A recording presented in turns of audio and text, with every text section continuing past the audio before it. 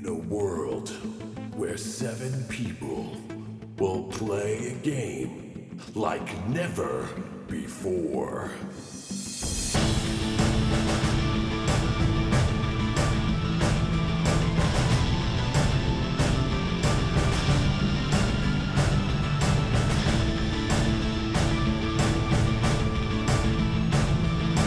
Will they survive? Audio Dungeon.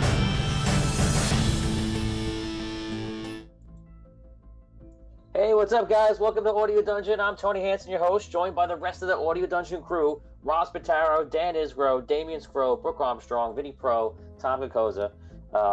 Thank you to our sponsors: Fantasy Grounds, Nord Games, Norse Foundry, Master Monk, and Phoenix Studios. And thank you to the staff: Todd Heaney, Percival Fairweather, Lee House, Justin Sarachik, and Steve Keeley. Guys, it's been an exciting 2 weeks of interim, but today we are about to get right into the next campaign. So how's everybody doing today, crew-wise? How you guys doing? Excellent. Doing good. Ready? Feeling good. Feeling ready. Very good. Awesome. Just want to say a quick thank you to everyone in chat. I saw everybody wish me happy birthday. Appreciate that. This was a big one, so I appreciate all the love and support. And as I mentioned before, Dolores, thank you for not murdering me. I think that was your birthday present to me. I expected the cruel hand of fate to appear on my birthday, and you did not. You spared my life, so I appreciate that. Life, the gift of life. Yes, you're giving me the gift of life. Thank you so much. That's guys, that's two of us. It's two of us. She's done that for. That's right. Oh, wow, look at that.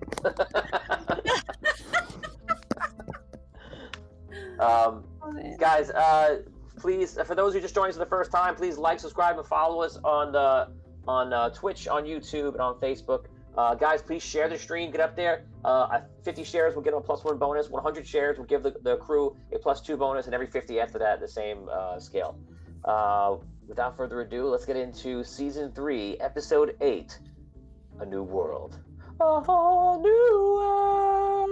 See you in another Right? week. Yes. Peebo? That is this week's song. Is that you, Peebo? What's that? Yeah, it's Peebo Bryson, baby. People? Okay, so when we last left off on Audio Dungeon, a mayor was created, Mayor Archery. That's right. I thought he was not going to win, but this, as Rob put it, the silent majority came up and voted Rob. They rose up. Archery into power. So that was 3 months after the necromancer was killed. That was where that's where we stopped. All that time that we did. That was Scrow's adventure, the adventure with Holgar and Abyssia, and the adventure with Archery and everybody else in Sunken City. We're now going to go forward to about almost a year. So we're going to forward for about 6 months and a few days. And in that time, you guys have been doing. You can actually write your own stories later on, backstory. You can put it in today if it comes up. But in default, without you saying anything else, you guys have spent time in the Red City or the Sunken City doing whatever you were doing. Maybe Tom was helping out Archery, I would imagine, or maybe you're in the Sunken City helping out training, and you are working with doing some small adventures here and there. Whatever you were doing, you guys have been found a couple of times to stay together and to meet up and to kind of say hello. And every once in a while, maybe you saw somebody for a while, but for the most part, you guys have been apart. So we're now going to head over to the Sunken City, where all of you are together and have been for the last few days. And you're there because of a couple of things that are going on. So, as you know, the Sunken City is now a part of the Red Kingdom. So, as part of the agreement, the Sunken City, the gnomes, were to design and help build and repair a lot of stuff for the Red City, the cannon towers, the walls, different things like that. But they're also getting the Red City into the ship business. So, as you know, the Red City has no ships, no vessels. So, today, the day we're starting on now, is the day that they're unveiling the first ship is going to be done, and it was built by the gnomes of Sunken City in cooperation with some engineers from the Red City and laborers and such. This is the first ship, and they know that once they've completed this first ship, that having bringing other architects in and engineers, they'll be able to replicate them a lot faster now. Now the first one's done. So you guys have been there the last 3 days. You know you had to be there on this day. So you guys all wanted to spend time with each other to kind of relax, unwind, and see what's going on. And so it's the first time some of you see each other for different things. What also has to be done today is the King Argon, for the first time, is going to be visiting the Sunken City. And that's the first time in his actual position of being king. So he's going to be coming in, teleporting over with 2 mage and probably Onyx, and checking on things and kind of give a speech to Sunken City. You guys are going to unveil the boat that you're going to give, as like a gesture in the name of joining the Red Kingdom. And also, the Red City is there for a meeting in the background. That you guys are going to be going over the financials and what's going on with Sunken City, because you guys are trying to find money to build everything. And Sunken City is having a huge financial crisis about trying to get back on their feet, and the Red Kingdom can't help out too much right now because they have their own problems. So these are the things that are happening. Guys, this is starting off, like I said, that day. It's about an hour or two before the Argon, the king, teleports to the Sunken City. And you guys are in Smithy's Tavern. You're all chilling out, and you're all wearing your royal garb, that you got, as the heroes of the Red City. And that's it. We're gonna take it away. You guys are sitting there. It's just the 6 of you. No one else is there right now. Sparky's in the town somewhere there. Lump is somewhere in town as well, and Jacques should be arriving whenever he arrives. Okay, so take it away, guys. You're in Smithy's Tavern. Roleplay. Hey, good to see y'all. Yes, I'm glad everyone could make it for this momentous occasion. It's an honor to be here with the mayor of the Sunken City, Mayor Fint. Oh, thank you. That's right. Here. Cheers. Long may he be democratically elected. That's right. So Mayor, what's the inside scoop? What's the name of the boat gonna be when you unveil it? I was actually just thinking about that. I was thinking the Alabaster. Ooh, Wow. that's nice. What better way for us to protect our seas? Nice. That's very nice. Yes. Very nice. Oh, good. I think people will like it. Yeah, that's more. I feel that's more emotional or more touchy feely than you normally let on. Very good. Can we Wow. expect to see some of your gnomish genius built into this ship? That's what I'm really curious about, actually, myself. I'm kind of. So Arky, what type of weird stuff is on this boat? you've helped out with your designs a little bit, but the ship probably isn't something, since you've specialized in the suit and the other things, gnomish technology, you don't have much of experience in ships. So you probably always saw things that are, as a tinkerer, but you have other people. Actually, your head engineer on this project is a gnome by the name of Otto. Okay, continue, guys. So what type of weird stuff did you put in this boat? Because if it's anything like one of your suits, hopefully it doesn't blow up. Well, no, they've had a lot of good people working on it, so I think it'll be a elegant combination of classic shipbuilding, but with a few modern gnomish touches. No explosions, right? There will be some explosions, but they'll be controlled and contained. That's the key. We thought that about your suit too, Arky. Well, the last time it exploded, it was on purpose. To be Yes, fair. that was a controlled explosion. One out of 3 ain't bad. I'll give you that. I hope you didn't use too much of Sparky's inventions. I don't think his abilities would mix with the high seas very well. Oh, yes, that could get a little troublesome. But no, Otto is the main man on it, and we think it's gonna be great. It's gonna be great. You see the door open, and you see Raphael walk in, and he has all these financial books with him. And he says he pumps down. He's like, I just have Arky, like I know I've been working on this like the last couple of days, and I am like a genius, so like I don't really need anyone's help. But there are like a couple of things I have questions on. Like, I'm wondering if you guys were like, as I'm looking over the records, and I know this is obviously you were just the mayor, and this is really all Olin stuff. But like, do you know if like the Sunken City was actually spending a lot of money on like mining, like a lot of mining, or like were they just like not really like spending a lot of money because they have a lot of tools for like that are really old and stuff, like do you know anything about that kind of stuff? Should I ask Olin? Well, Olin would know more details, but we certainly had a lot of people working on it. I don't know if they were spending too much at the time, but we were, like you said, using a lot of resources. So, but I imagine it must have been a good bit of money because we haven't been in great shape here the last few months. Well, I mean, Arkia, he was down there mining with the Red Queen for months and months for the gems, so God knows how much he spent. I mean, anything's possible. And all the extra coal they were mining too. Yes, and that. There was a lot of extra coal. I was there. I mean, It to think that a seems dragon was still alive. It like seems kind of weird because it seems like I know this is like a mining town and stuff like that, but like the mining just seems like it was like way too much, like too much shipping going on. So I'm gonna just look into it, and use my superior brain to figure it out. But yeah, I just want to see. Thanks a lot. And he takes the books and he leaves. Oh, we've got a good man there working on these books. Wait. Maybe he'll I feel finally like- expose Olin for what he really was. He's very smart. That's what he says.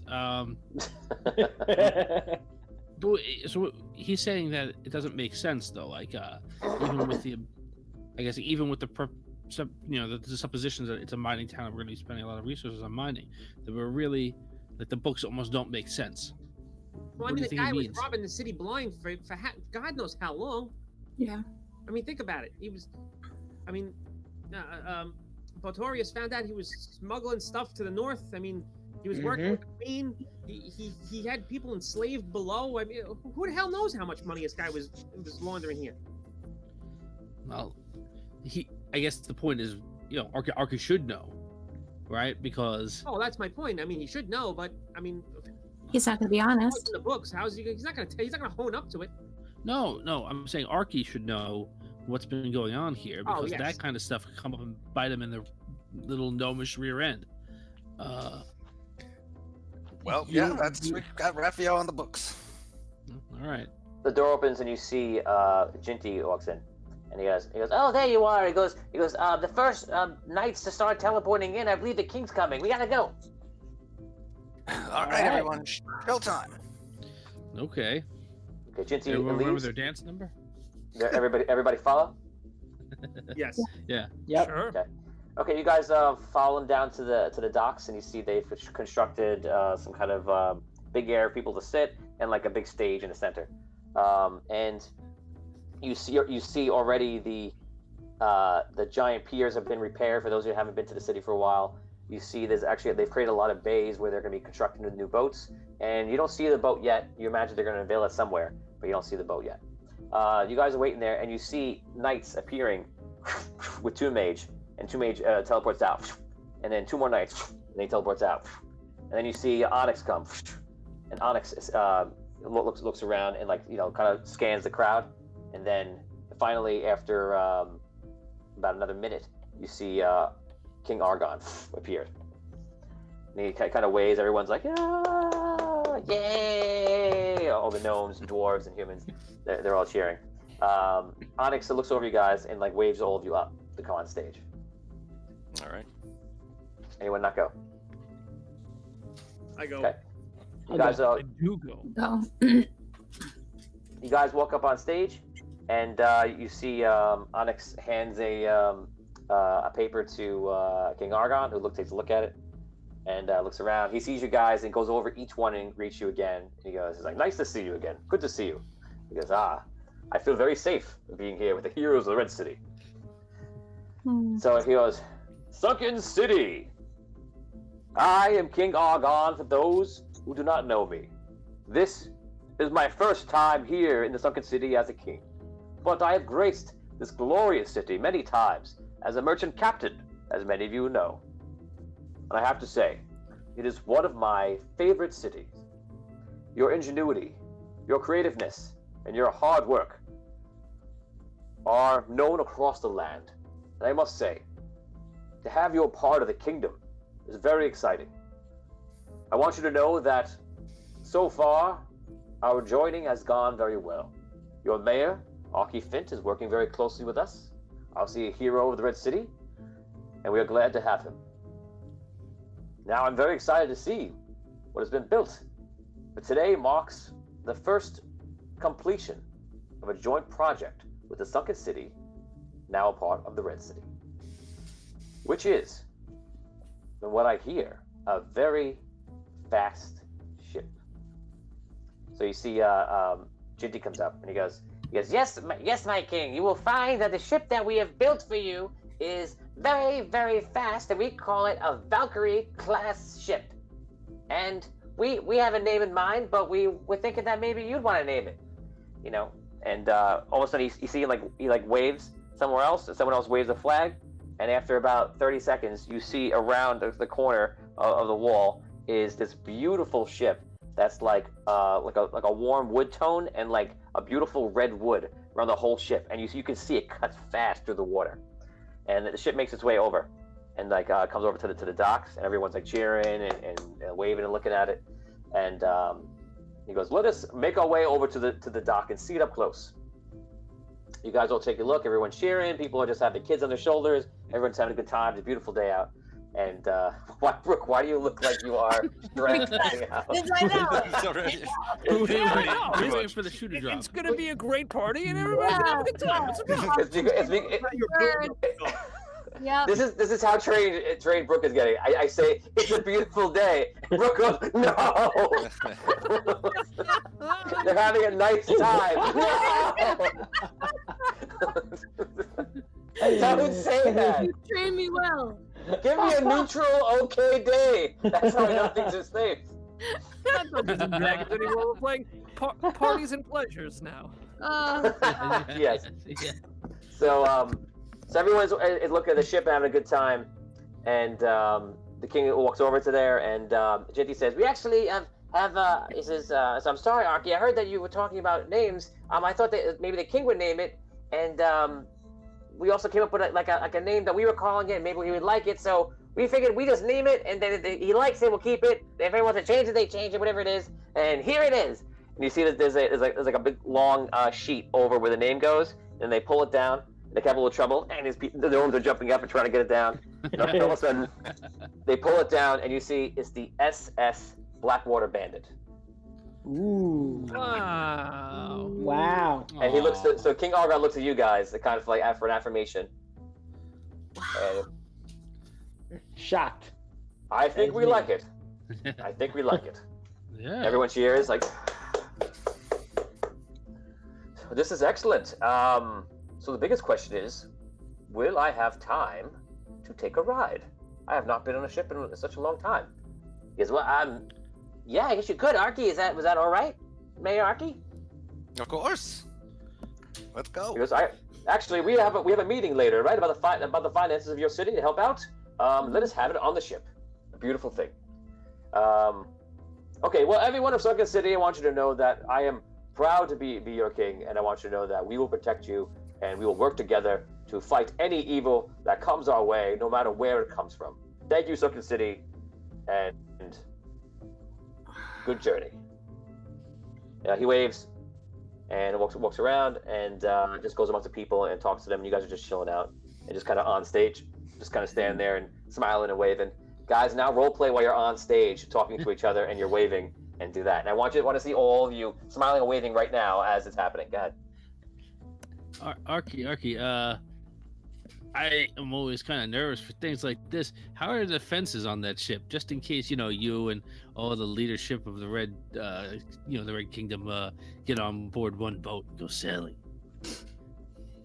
Oh, I'm sure they're great.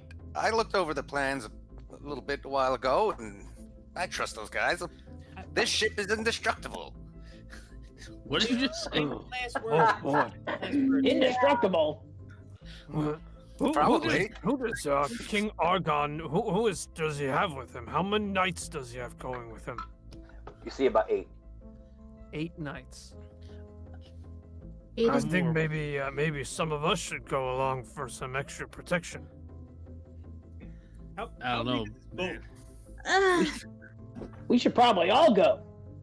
I think we should all go. Tony, how I'd big love is to this boat? go. What? How big is this boat? It's about the size of a galleon. It's just made to be more sleek than a galleon. Are there lifeboats on this boat? No, there are no lifeboats. They have a couple of, well, what do they call it? The sloop. That's not a sloop. What's the boat they call on the ship? The skiff. No, not a skiff. Is it a skiff? Skimmer? A skiff. The Yeah. skiff. Skiff. That's, Okay. that's the little one. Skiff. Right. Yeah. Skiff. Oh, a skiff. Right. Okay. So you would see about 4 skiffs on the side of the boat. All right. That works. They're made of lead, though. Yes. And concrete Yeah. Yes. Lead and concrete. balances it out. just drop it into the ocean. Good luck. Everyone belt in first. It's the first submarine. It goes to the bottom. Oh, go fast that way. Straight down. Super fast. Okay, so you guys are all smiling and everything else. I'm a little unsure what you're gonna do, and then finally the crowd kind of follows along, and you realize that you're standing by the ship, and you don't have anything to really worry about right now because the crowd is kind of moved along, following the king. You take a second look at the ship. It looks beautiful. It's gorgeous. It's literally just made. There's not a scratch on it, and it's a beautiful day. Yeah. If the sun could, the sun would be smiling.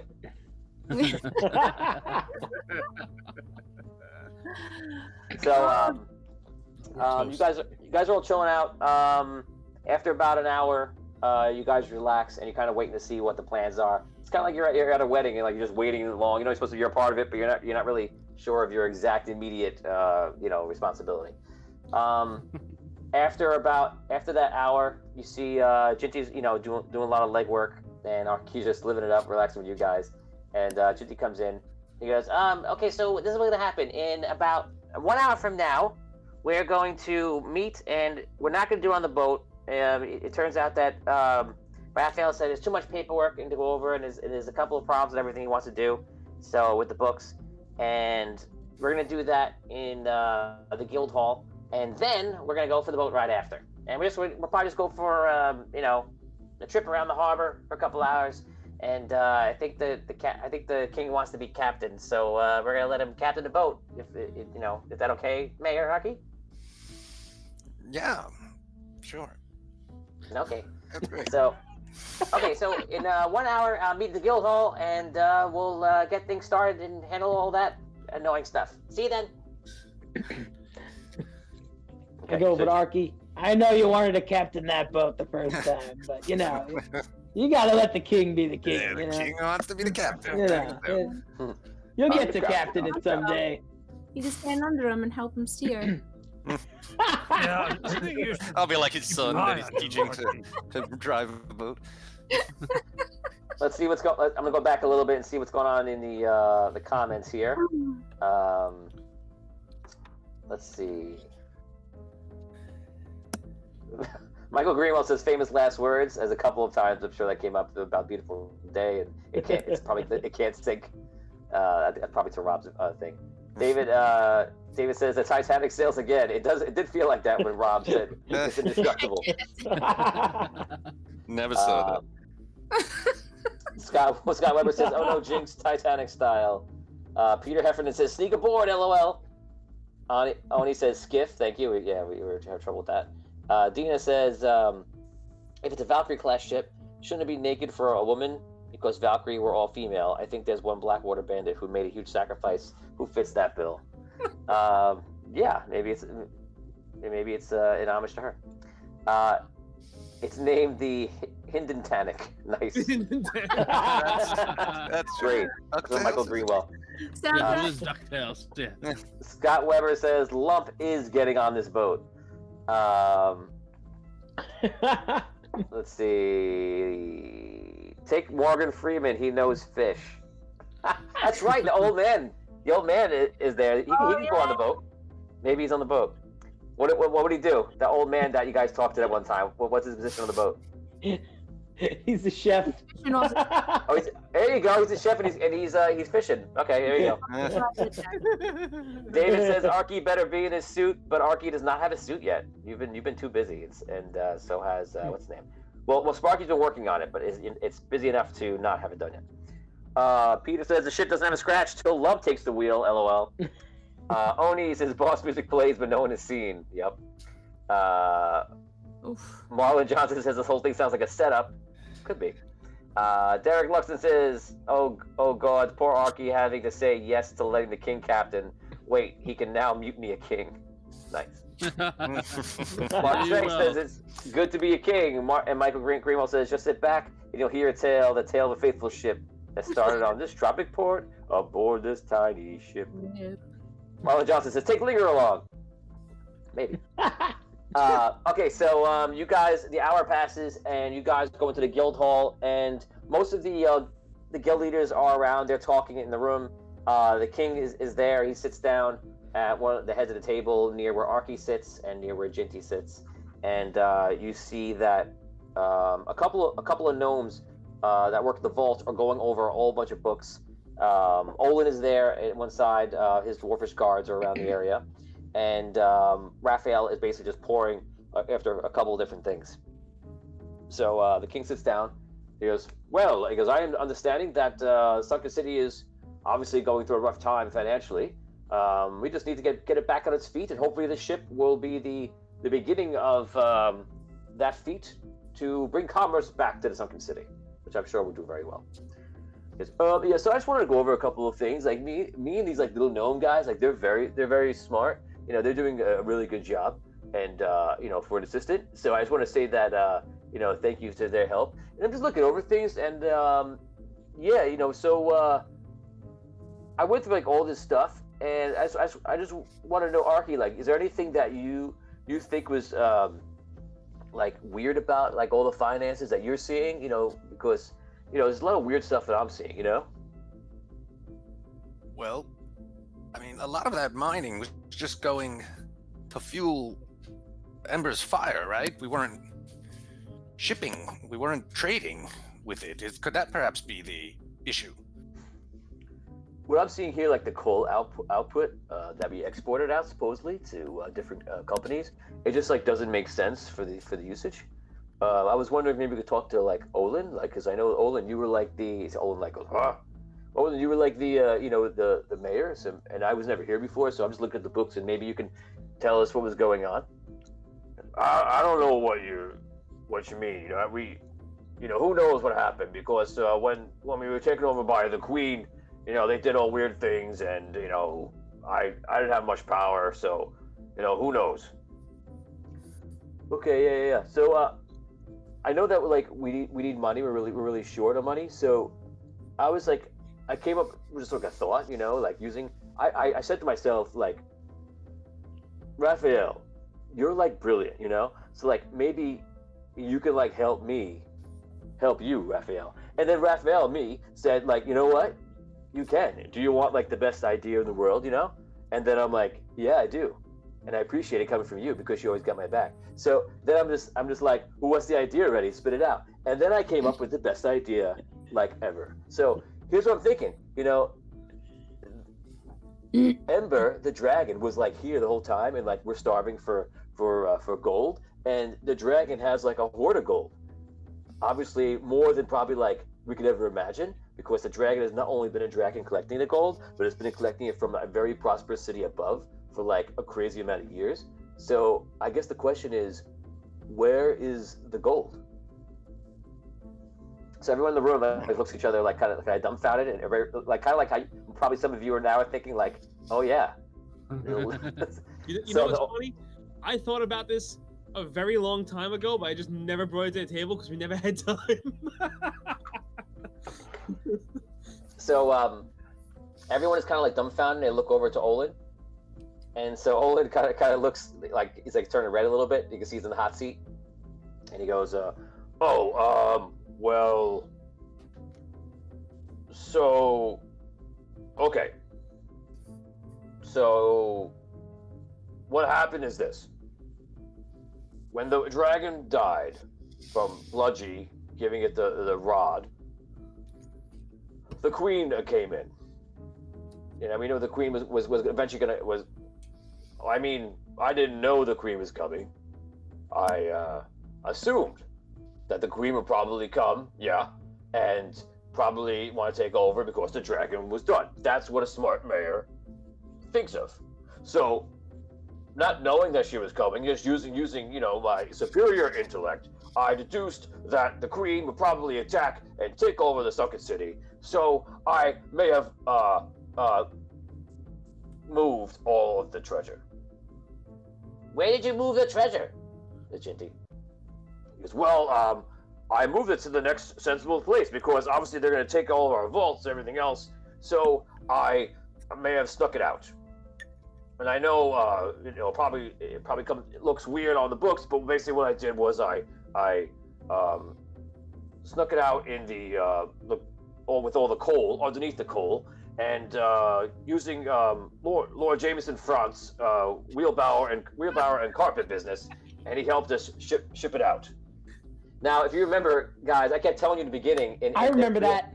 Yeah, the 3 episodes that everything seemed to be weird. It was going on. There was something odd about it. And now you guys could have found out the gold right there. Right. And you guys searched a little bit, but nowhere near enough.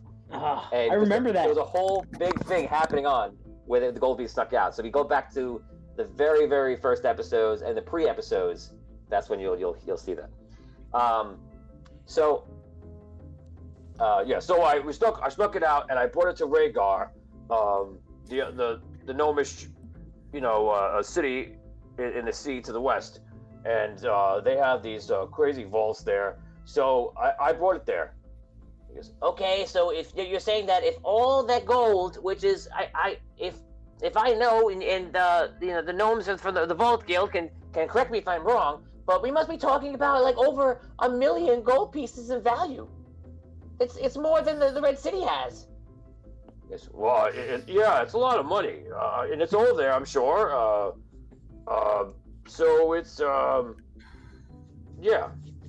it's there.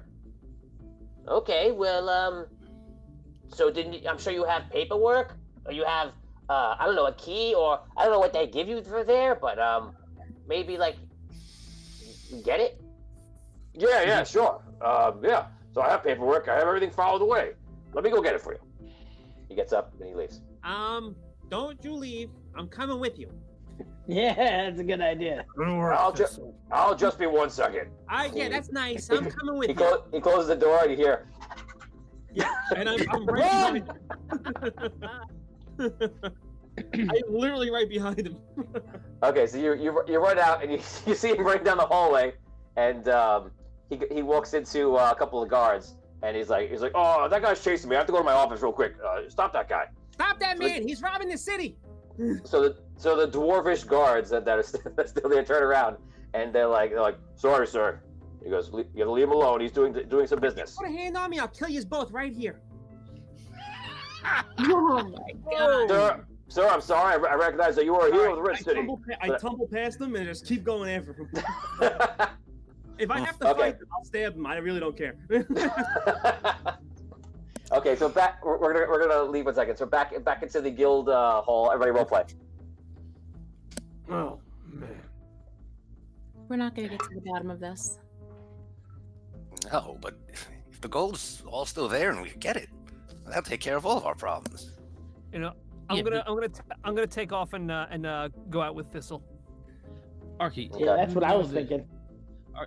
Arky, there's no chance that gold is there as part of the Sunken City's gold. That gold is in whatever vault and whatever, under Olin. That's his money that he illegally shipped out, not the city's money. We're gonna have to figure that out. We'll just get him to give it to us. He couldn't have He spent better give it to us. That's enough money for the whole Red Kingdom to, get back on its feet. And if nothing on, we'll explain to the vault keepers in Rhaegar that money is the Sunken City money, and Olin was merely serving as a representative of the Sunken City. Oh, he'll have to come with us. Yeah. That's, Oh, he's coming. as if Thistle doesn't murderize him right now. No, they're going to get the paperwork. We'll take Okay, his dead so- piece there. Outside, running down the hallway, Holgar, you're now Me trying too. to catch up, and you see. Okay, you leave also, and you see the two guards. You see the two guards turn in the hallway and chase what you assume is Thistle, which you could tell because you heard what was going on partially. Thistle, you get to you get behind you. I'm gonna put you about because it's a big guild hall, and they stopped you for like one round. I'm gonna put him at about like 100 something feet ahead of you, not that much. You hear him slam the door, and he's in there, and you hear like just going through my papers. I pushed the door open. You try to push the door open, and it's locked. Well, then I pick it. 1 second, I'm just going through all my paper. I'm just getting paper clips. Tony, you let me know when I get to that door, all right? You let me know. I picked Okay. the lock, Tony. Okay, you pull out your ready lock picks, and you go to pick the door. Go ahead. A 28. Damn it. Fine. I rolled a 17, and it's like a. You open the door, and you see there's no one in there. It's a small office. You see there's like one like wooden desk in the middle, and there's actually papers everywhere. Is there a window? There's no windows. Is there any carpets? Yeah. I pull up the carpet. Damn it, Vin. Vin, you pull up the carpet, and you see there's a hatch underneath it. And I go down the hatch. Okay. You used this before in the friggin'. You go down. You go down a hatch. You pull up the carpet. You go down. You climb down. You see there's a ladder, and you can hear him in the hallways. But there's a couple ways to go. So it's probably about 3 different ways to go. What do you want to do? And Holgar and Votorius, you're about to catch up. All right, so I'm gonna make a listen check. I'm gonna make a listen check to see if I can hear which way he went. Okay. 12. 12. Okay, with the 12, you think he went down the first way. This leads to where Olin's house is, if you remember where that is, and that's east in the town. You're the second way. You're pretty sure leads to the mines in that general direction. But you know, by the way, a lot of these waterways are going to go under. A lot of these ways are going to go underwater in a second somewhere, because the whole thing is just whatever. The whole thing has been sunken. No pun. And the third one will go somewhere near the docks. So it was house, the mines, or near the docks. Okay. Now that's the information you know, but you think you hear him down the first one, which you listen check to his house.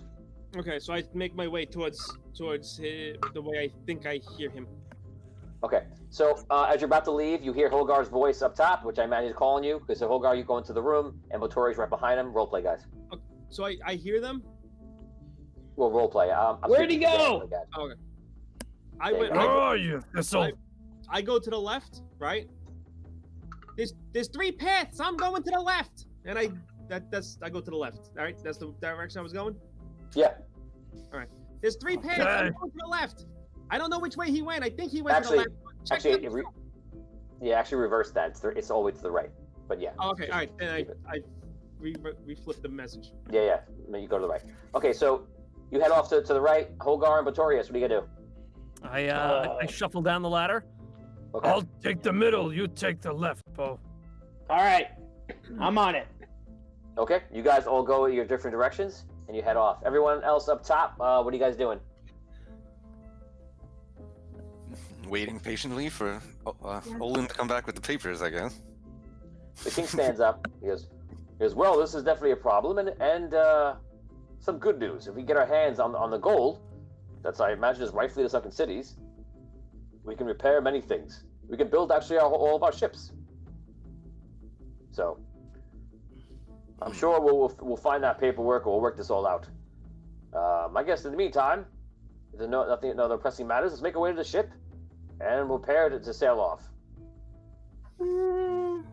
King Argon, If, let's say, everything doesn't go well, and there are no papers to be shown, what do you plan on doing to help the Sunken City? Get Well, the money. Right now, we're going to sail the ship so that everyone can be happy and see that something that we've made together is working. Sailing it out and sail it back in. Once we do that, we can solve all this problem with him. Yeah.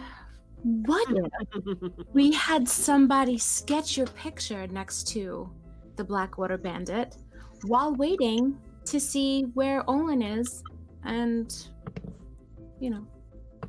Isn't Olin the mayor? We're gonna capture the moment. We're gonna capture the moment, King Argon. We have great artists here.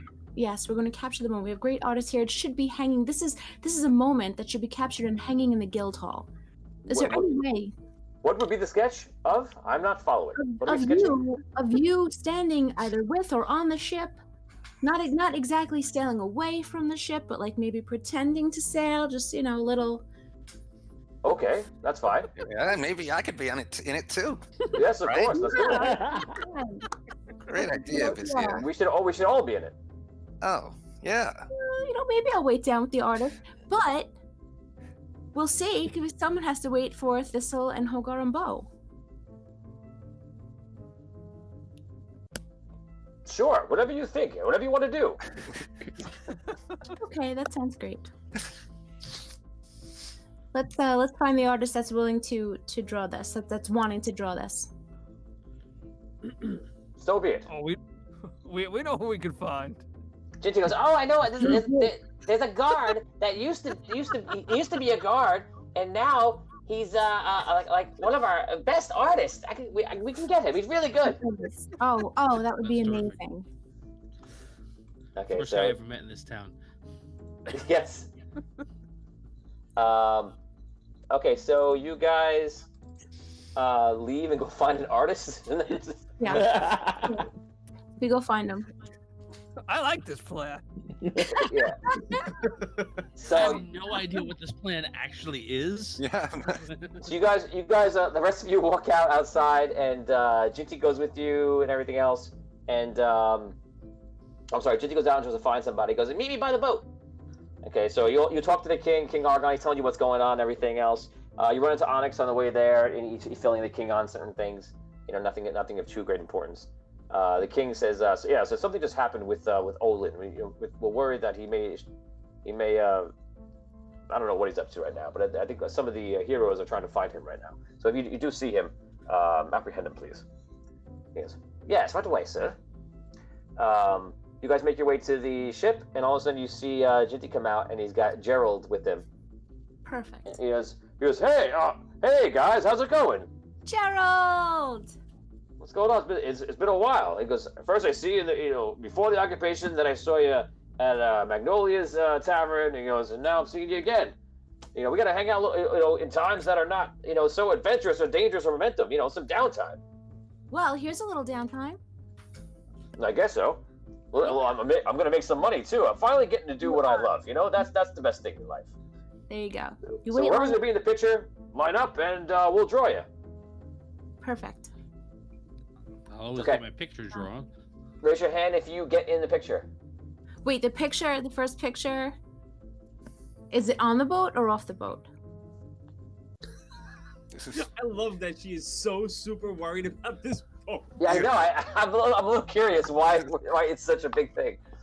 I'm curious too. I don't know, but just like there's this inner being that's terrified, that's telling me now that doesn't have enough tweezers to pick the splinters out of my body I'm gonna need after this boat. What? Yeah. In other words, it's gonna blow up. All that warm wood with the red, it's not gonna be paint. So let's see what's going on here. Wow. Michael Greenwell says, me think Olin's in league with Raven. They think Marlon Johnson said he's going to steal the boat. Peter Heffernan says, release the hounds. Marlon Johnson's half Holgar go the other way, which you guys did. That was smart. Let's see. Scott Weber says, 500 stars, Scott Weber. Thank you, Scott. And nobody bothered to check the ship to see if it was trapped, and the king is going to be on board with Archery and the heroes. Really, guys, Salt is going to blow up that ship and try to kill everybody. You know what I mean? Michael Greenwell says, get Carl in the case. He can find and endlessly annoy Olin. Oni says, dear Andar, this never going to end well. Peter Heffernan says, enter Alfred Hitchcock music here. Vinny Pro says, it's not Solst, I'm worried about its Raven. Martin Lowry says, can we scry Olin's whereabouts? Oni says, can we check the ship to make sure it isn't rigged with explosives? Scott Weber, 200 stars, thank you. Says, bribery for Lump to search the boat for traps with his woeful 6th intelligence. Is that really a help? Jason Haynes says, they better check the ship. Derek Luxon says, Abyssa's experience has taught her to trust foreshadowing. Michael Greenwell says, is it just me, or could Olin have one or more accomplices, perhaps on the boat? Sorry, IQ over 195 here. Oni says, as the most experienced sailor, Brooke should know. Mark Shanks, the last one, says Holgar should have some degree of tracking, even underground. Yeah, I think he does. Okay, guys, so thank you for your comments. So the three of you underneath are searching around. If we were cutting back and forth, if this was the movie, it would be everyone just like... and then we cut it to like, Holgar... It's just posing it like that. So you guys are all running around. Everyone that is running through the tunnels underneath Sunken City, give me a search check.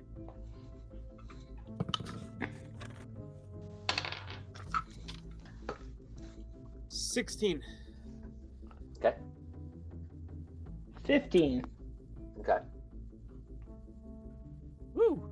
Search is 15.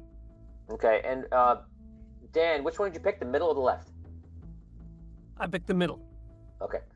So going from right to left, Thistle, you arrive and you come up. There's a lot of water, and at times you're like half swimming, and you see a lot of ways you can go that are down into the water, and it's like mostly flooded. You would probably estimate, actually all three of you would estimate that the entire underground is probably like 80% filled with water, and there's a lot of catacombs and tunnels going down into the water that who knows what's down there now. You make your way. You're filled with muck and everything else. You finally find where Olin's house is, and you come up there, and you see there's some guards like hanging out, just like talking, and you're looking around, and immediately you don't see Olin. Holgar, you run for a while. You're swimming, just like I mentioned before, to Thistle, and you basically come across the mines, and it's just endless cavern to cavern. And you're at the point where you're going to have to swim down and up again to the next air pocket. That's how bad it is.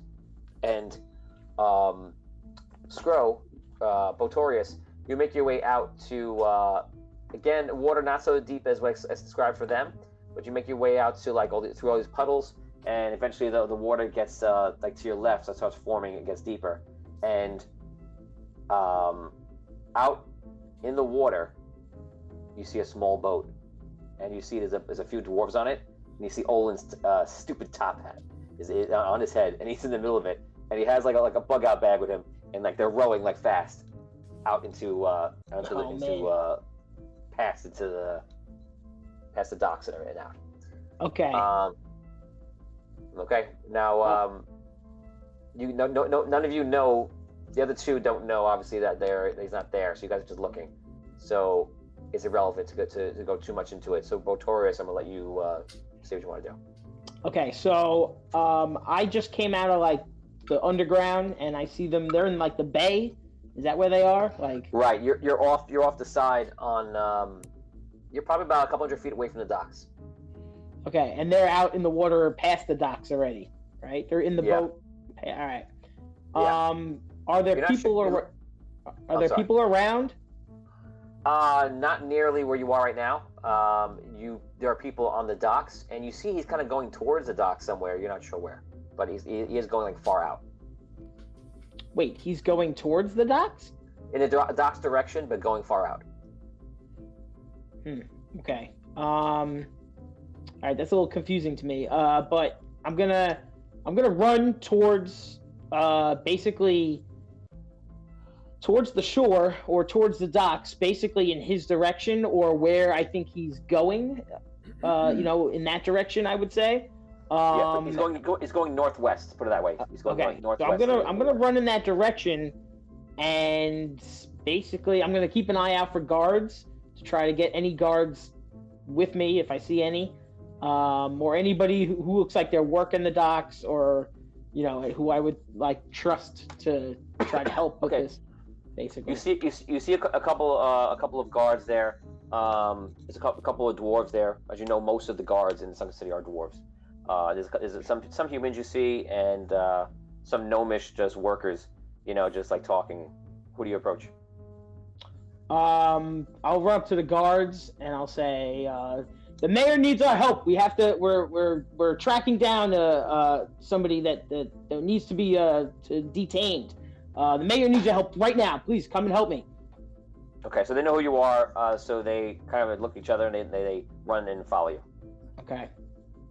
And again, I'm still going like in the direction where he is or where he's going. I don't know how far I can get right now, but that's where I'm running. I want to run like where I think he's going. Okay, so you're running along the shore, trying to catch him. As you're getting there, you run past the new ship, the Blackwater Bandit, and you do I see them? Am I running by like where they were with the? Oh yeah, you are. Oh my God, yeah, you are. Oh, then I'm running. I'm calling for help, and I'm saying there he is, and pointing, and yeah, all that. So you're doing that that way. Argon's like, should we break pose? Help! Help! Help! So the camera is you guys. It's just Skrull like.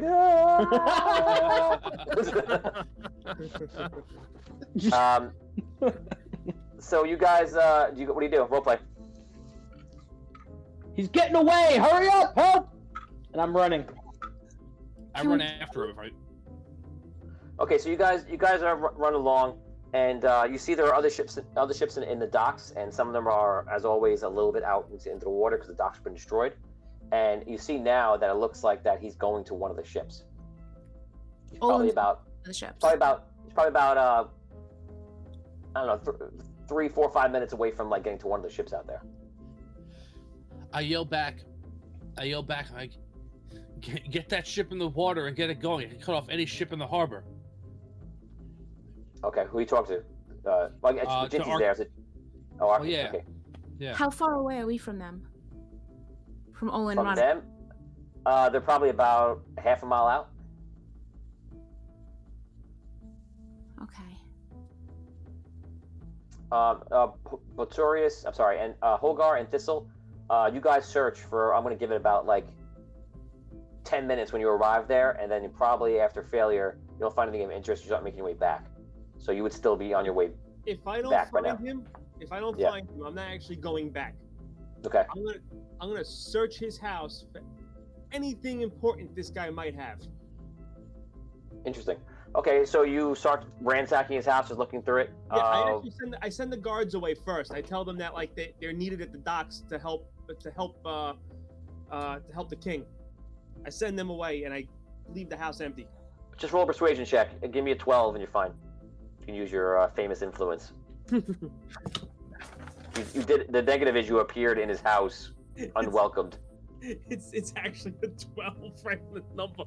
Okay, so they debated with you for a second, and then they decided to go. So 3 guards, they head out, and they go outside to go help. I'm just searching the house, top to bottom, anything I can find. Okay, you go through the house. You go through everything else. It looks like that basically he's living very bare. Looks like that he has like no personal effects here, which is very weird. All right. Does he have any offices or anything like that? Like, in his house? Derek Luxton, stop paying attention. No, I'm kidding, obviously. I'm sorry, Thistle, I didn't mean to interrupt you. Does he have any like an office space or anything like that in this house, or is it just? You look for something, you don't see anything. Everything looks like a house that's just set up for just to be somewhere where you stay. It doesn't look like he treats it as a home. That's the best way to put it. Okay. All right. Is there anything of I want to like look around and see if maybe he has some of like the artifacts or anything like that from like the dragon. Maybe he kept something. Okay. You search around. We'll come back to you. Okay. You're looking for stuff. Hogard, do you immediately just make your way back? Yeah. When I go up, do I see Thistle going crazy through the house? No, you'd have to go back and go up Thistle's way. Is that what you do? What are my options here? So you probably make your way back. It's really like a labyrinth. So the only way you can do is make your way back before you get lost. So you're back at the fork, which is probably where you are right now. You can follow Scrow, you can follow Thistle, or you can head back up. Oh. I will, No, I'll go back up. I would go back up and head to the docks. Okay, so you go back up and you start just kind of trying to get back on track. Okay, so the rest of you guys, you make your way to the ship. Shinty runs over to you as you guys start running back to the ship, and it says to you, Arky, he goes, should I get the whole crew ready? I think most are on the ship, but you gotta make sure everyone's on. You have to unmute yourself, Rob. Yes, let's prepare to set sail. They'll never escape this ship. Your mic, Rob. Your mic. Fix it. It's up on your forehead. Yes, let's set sail. They'll never escape this ship, was what I said. Let's go. He wanted us to hear what he was thinking. He was... Okay, so Thank you. you guys, Before we take off, are we on the boat? We're all on the boat? You want the picture? Well, it's time for the picture. Just I'm so confused about the whole picture thing. Are we? It was too delay. Are we all on the boat right now, though? No. You're actively trying to get on the boat. So you guys are running there right now. Okay. Can I just turn to Finn and I say, Finn, can you ask the ring if the boat is safe for us to sail right now? We don't have Thistle here to check for traps. The ring? Why would the boat not be safe to sail? The boat is our boat. We don't know where I could ask. It was just to make sure that the king is safe and that we're safe. We don't have Thistle here or anyone else to check for traps. How's the planet gonna know? It knows a lot. Look, I could, but no. I feel like that's Yeah. I feel like there's a Let's just waste of go. the ring's powers. The ship is fine. Okay, look. Access denied. May I borrow your rope? What? I can't hear you. May I borrow your rope, Finn? No, I don't have. I don't have my rope with me. I came for a ceremony. I don't You have 50 feet of rope on you. Yeah, I'm sorry. I don't You have your ladder on you? Did you bring your ladder with you? I'm sorry. I wasn't prepared for. I wasn't prepared for adventuring. I thought we were going to be signing paperwork. What about a step stool? You got a step stool? So Tom brings up a very good idea. Like I mentioned, you guys are in your royal gear. You can have your weapons on you, and none of you have any armor on you, except for you have your robes on you. But it is safe either with you in the Sunken City in like a room. It's locked. It's safe. Or it's in the Red City if you left it behind, which you probably didn't. I imagine it is there. Okay. This is a thought that occurs to you guys now because it's just a ceremonial thing. Obviously, you can do anything you want. You can take action and go get it, or if you think it's important, or you can just get on the boat. But you do have all your weapons. Okay. Arky, do you have rope on you? No. No. No one has any venturing gear on them because you wouldn't walk around the town with rope and things like that. There's rope probably on the boat. Why? Like, something happened? Yeah. Why you're very nervous? Well, I feel like we need to stop Olin. I don't think it's right that he's getting away. We're getting on this boat and we're going to cut that boat off. This is the fastest boat that is on the world that we know of. We're going to chase that boat down and we're going to hang him from the yard arm or whatever the heck that thing's called. The boom? I don't know. Well, hang him from something. Whatever the thing up there is. So I have a question, Tony. The boat that it looks like Olin is going towards, is it docked or is it out in the water as well? It's out in the water. No ships are really docked. The only ship that's docked is this new ship which just came over here because the docks were just repaired. And anybody that was doing any kind of business here or visiting Sunken City just parks out the boat out into the harbor. Right. Okay. Okay. So I'm gonna cast fly. May I go? Okay. I cast fly out to the boat. Will I reach it in time? To the boat. Okay, so you cast fly, you fly up to the air, and you're going out to the boat where Olin's going to? Yeah. Okay, so you start flying over there. I can't tell you get there in time because you have to do one thing at a time, but you start flying there.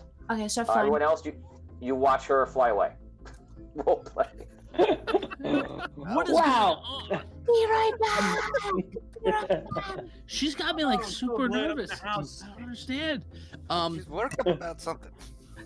How quick can we get this boat out in the Moving. water and to intercept? So you guys are just, I imagine all this is why you guys are running back. You guys are just climbing up the ladder feverishly. Any kind of workers that are outside climb the ladder. The anchors already been up, and you see the ship is already like starting to go out. Okay. And you see King Argon is basically like, he goes, well, looks like I'm back to my captaining days. He goes, angle the sails 30 degrees to port. He goes, I want to see 3 men up front, someone in the crow's nest, and let's get moving. The ship goes in, and it immediately starts taking the wind, and within seconds, once it takes the wind, like, it starts running real fast through the waves. It chops through. Suddenly, you guys are very excited about what's happening right now. You look back, and you see a big half giant running along the side Oh no! of the docks, ready to catch up. Oh no! I wave. Oh God! I picture Sweetums from the Muppet movie. Hey guys, I wait for want to go to me. Hollywood too. Hold on, what do you do? Oh, wait, I see the Blackwater Bandit floating away. Yeah, it's moving kind of. It's not moving fast per se, but it's moving faster than you would like. Like you can tell that it's moving faster than you're moving. Oh boy! All right, do I see Olin? No, you have no idea. You just see the Blackwater Bandit is leaving. Oh, That's dear. your whole perspective experience is everyone's on the boat leaving, and you're like, why are they on the boat? Why are they leaving? Yeah, What do I do? right. I don't know. Like, I just find someone. Let me find a guard or whoever. Is there anybody there? Who's there? Yeah, there's guards, there's people there, there's gnomes there, humans, everything. Gerald's drawing. Gerald's actually on the ship. In the panic, he went on with the ship. He's already finished the picture. This is with the king. So Gerald's Grabs on the his adventure easel with and you his right now. canvas. Yeah, exactly. He just grabs his canvas and he has his guitar on his back and he goes up there and he's just on the ship. With this big You brown did that, fur. Brooke. That's all you. You did that. I mean, every artist deserves to express themselves. This was his moment. Yeah, apparently. He's like drawing a battle. With is it- blood. What's great is that Brooke just brought him right back into the campaign, and he was the first NPC you talked to in the beginning of the campaign in the first one, and now you've drawn him into the adventure of the second one. So that's completely unplanned. That's amazing. Scott Weber asked where's Sparky. Yeah, Sparky is actually working in the shop, in the Archery shop, and Lump's in it too. And because of the way everyone just ran and way it went, yeah, they're still there. Let's do a roll to see if Sparky and Lump have a chance to catch up. I roll d20. If I roll I'll actually put it at 12 or higher. Okay, so Sparky rolled a 1. He's working. Lump rolled an 18. So Holgar, you're standing there running by, and you run by Lump, and Lump runs with you. He goes, "Oh, me run too. Where are we running?" Lump, why did they leave without us? I don't know. Who are we talking about? All of our friends, Lump. They all got onto the ship with King Argon, and now they're going away. I don't even know where Olin is. We lost Olin. Okay. Yeah. Well, Lump is helping. Lump run with you. How far away, roughly, are they, Tony, from the ship right now? I put the ship like 200 feet off of the docks, and Dan's running one way, and the ship is actually doing this because Dan is not making an effort we can't make an effort to circumvent the distance. You can only run forward. Run on top of the water. Yes, exactly. Like, what are you gonna do? Run very fast. How far am I? You're getting there. You're about halfway there. Okay. Holgar, you need to think of something. I cast Arcane Gate. Okay. So, gate opens up in front of him, and it opens up towards the front of the ship. So if it takes him a little bit of time, he'll still land on the ship if he walks through. Okay, so you see this glorious gate open up to you, like as if God is like beckoning you into heaven. It goes, and Lump's like, oh no! You guys just run through, and all of a sudden you go, and you appear on the deck. And speaking of splinters, you get some splinters. And the gate shuts, and disappears. But you're on the ship. That's solved. One person saved. Meanwhile, across town, we find a young thistle looking through Odin's underwear. Holy! So, You'd be shocked if you find in the dwarf undergarments section. wait. How would you know that? Section? Like, so many questions. Stopping it. Department store. Dwarven undergarments. What do you know about my have a lot undies? of personal effects left in the house. What does he have underwear for? Okay, so you look through all of the stuff. You're looking for anything of interest to the dragon. Well, the one thing that you do find in one area is in a bag that's like stuffed under a dresser is a bag of 4 bottles of dragon dust. It's all the dust that was from Ember when it died. Ooh. I will add that to my collection. I take that with me. Mm-hmm.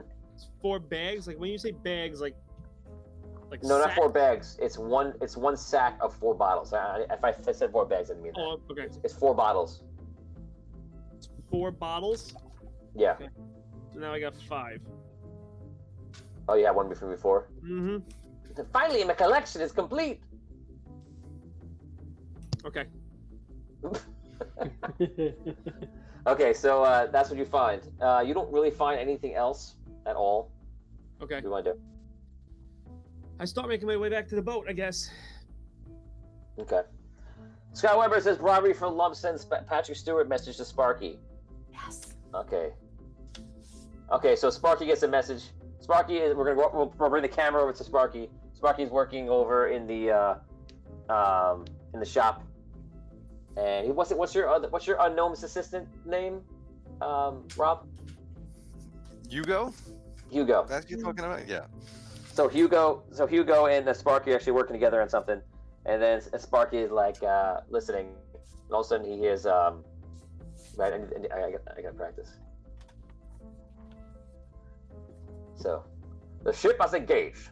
We require assistance. I can't do his voice. I can only do the one line. You don't know. Do it. That's what he wants me to say. The ship has engaged. We require assistance. That's what he says. It's the best I can do. Nice job. Nice job. That's a bad. That was That's good. bad. You guys are half praising that one and saying it's fine, but Morgan Freeman, which I think is so much closer. It's No. not. Listen, it's don't not get so much us closer. started on that one, okay? Yeah. Yeah. Well, But speaking Patrick of Morgan, Stewart is not bad. It's pretty good. Your Patrick what? Stewart. Yeah. Really? Totally Yes, fine. it is. Yes. It is. You're- It's, yeah. You're all putting crazy. Morgan Freeman. I mean, you're not looking at the treasure that you already have right in front of I you. feel like my Morgan Freeman, all you gotta do is like down pitch my voice and it would be Morgan Freeman to the T. Morgan Freeman would be like, when did I leave that message? That would be what's happening.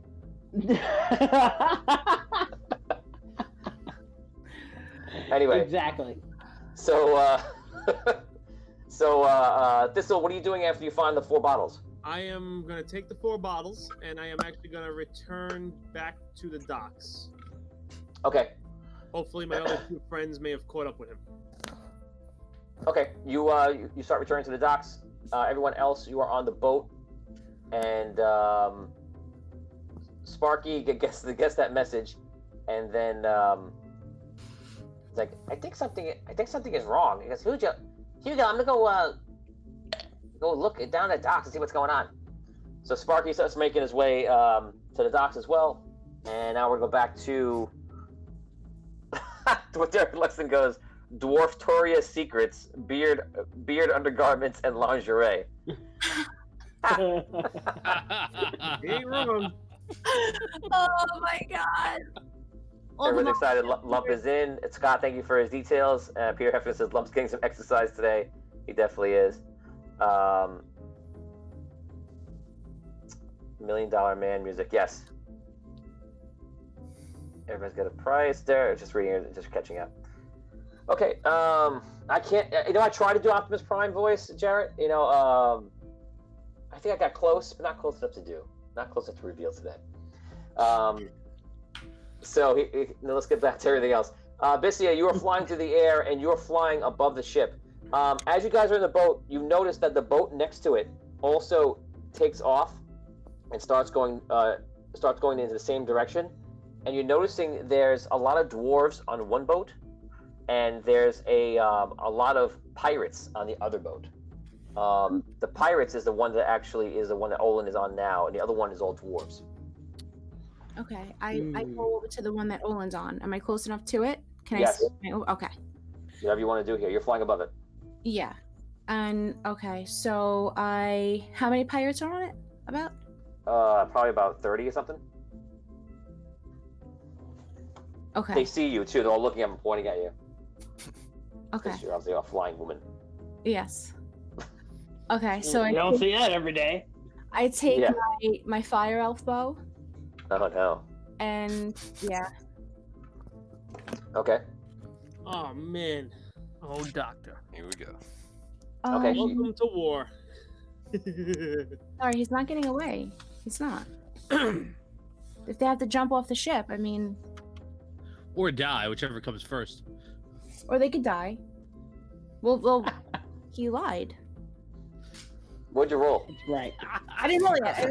Okay, I'm rolling. More rolly, less talky. Blind shot and archer, so I add 6.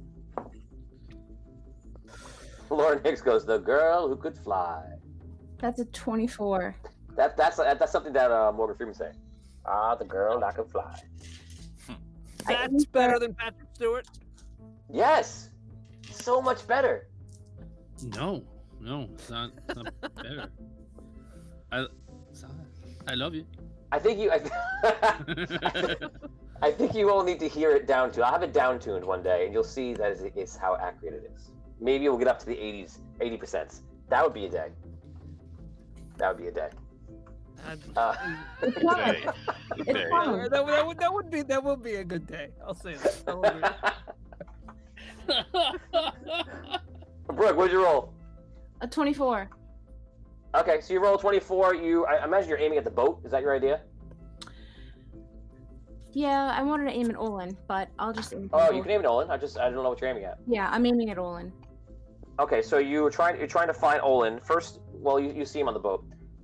24. You're flying. Keep it up to him. I'm gonna make you roll with disadvantage. To be fair. I have blind shot. Does that not matter? I don't have to see. Blind shot allows you to do it without your sight. Right. But Okay. you're flying and you're at different speeds with the boat, and you're trying to shoot down at your. I have archery also. That's one of my. That Yeah, helps too. It's almost like. What would you have? Archery. I had that as one of my feats. I took it as one of my feats after I leveled up archery. Does an archery what does archery do? Just gives me the +2. That's all actually. Never mind. Sorry. I'm reading way too much into this. Okay. You're reading it like you're name dropping, which is hilarious to me. I don't know. I just have a small thing called archery, and this other amazing thing called I win. Well, I mean, I'm trying to not let the To be fair, because of the situation, a disadvantage would be appropriate. Let it be. Okay. So roll that die. Roll that die. You could easily roll the same number, Yeah. Oh yeah. 20. Oh! I could have easily rolled that, but instead I rolled a Quarren 20. Yeah. Okay. So you Disadvantage, so it's only 28. So you do your damage. You shoot a shot. It's a very hard shot. And you hit Olin, then do your damage. Oof, that's a 14. 14 damage? Okay. You hit Olin, you see a burst of fire on him, and he's like, oh! He's like running around, and you see some of them, they throw him on the ground, and they're like trying to get the fire off of them. And Isn't he on a rowboat? no, that was before. No. Oh, he got off the rowboat? Or he's on the Yeah, boat? he got on a galleon. There's 2 galleons actually run away. One's full of dwarves, one's full of pirates. So you see they're like rolling him on the deck to put the fire out, which is not too bad. And then they're starting to shuffle him down below deck. You see all the pirates pull out gnomish pistols, and 2 of the pirates have rifles. Okay, and they're basically targeting on you right now. The 2 of the rifles take shots. Okay. Natural 1. One goes to this, goes, poof, it backfires in his face. You see him land on the ground. The other one shoots 18 as the attack. Okay. Is that a hit? Don't forget you don't have any armor on. That is a hit. Okay, so you take a shot with the rifle. Hold on. 7 damage. Okay. So boom, you get shot. Okay. The rest of the guys, you're on the boat and you're making your way over. You are catching up slowly to the boat. It seems like your ship is faster. But Bistia, you're still up top doing something. And Thistle, you make your way back and you run into Sparky on the way, who runs up to you. And he goes, "What's going on? I just got some kind of message from Lump. I didn't know he was back in Sunken City." Well, it seems that Olin's robbing the city once again, because, I was right before and nobody listened to me. And, we gave chase to try to find out where he was going, and I lost him. I'm hoping Hogar and maybe Botorius caught up with him, because I'm not sure what way he went. So, I'm headed back to the docks to see if maybe they caught up with him or not. Okay, I'll go with you. And I work my way back to the docks. Okay, you guys, you try to travel a couple minutes. I'll move you ahead in time, and you guys arrive at the docks, and you don't see them. You don't see anybody you know. You see the ship, the Blackwater Bandit, is probably about a mile out to sea, and there's like 2 ships, another quarter mile or almost a little more than a quarter mile ahead of them.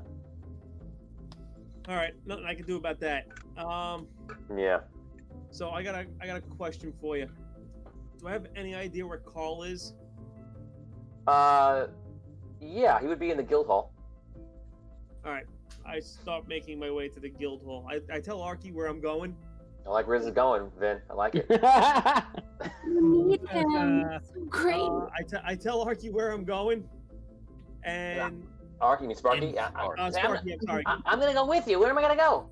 Well, I was kind of hoping you'd wait here and see if they come back in one piece, so at least they know where I am. Okay, I'll stay here. Okay, so you go off. Back to you, Abyssia. What do you want to do? Okay, so I'm still above the ship, and I take another firebow arrow, and I shoot the sails of the pirate ship. Go for it. Damien likes that idea. I love it. Yes! Do it! Damn Quarant 20, mofos. Brooke, I can roll loaded dice and point the camera to my loaded die all day long, too. Oh, this is meant to be. Come on! Okay, so you fire the arrow through. It actually hits really hits the sail enough where it rides along the sail like a perfect shot, and you see that sail, 1 out of 3 long sails, 3 of them, starts going up in flames. You see all the pirates like, someone getting buckets and trying to climb it and throw it up and put it out. But it's they're like, arr. Yeah. I screamed out to them, arr!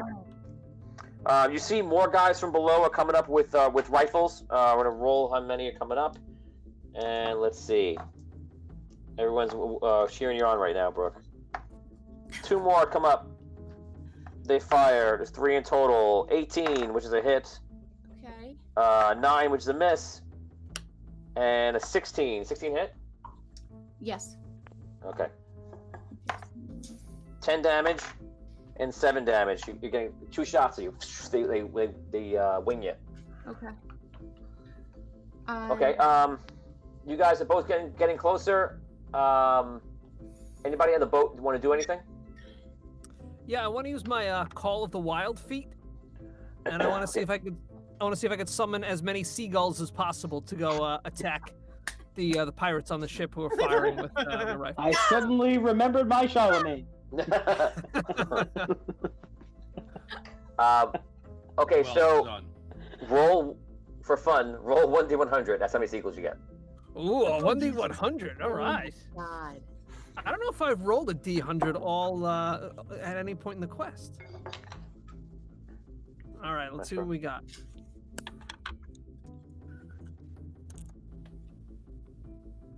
$55. 55. All right. Good. Okay, so Argon is captaining in the distance. Everybody's hanging out, and he's like, "That's an uneasy amount of seagulls coming in." And you see Hogar is like calling out and making these bird sounds, and they're all like coming in and flying with the ship. So Dan, please speak seagull and then translate for us.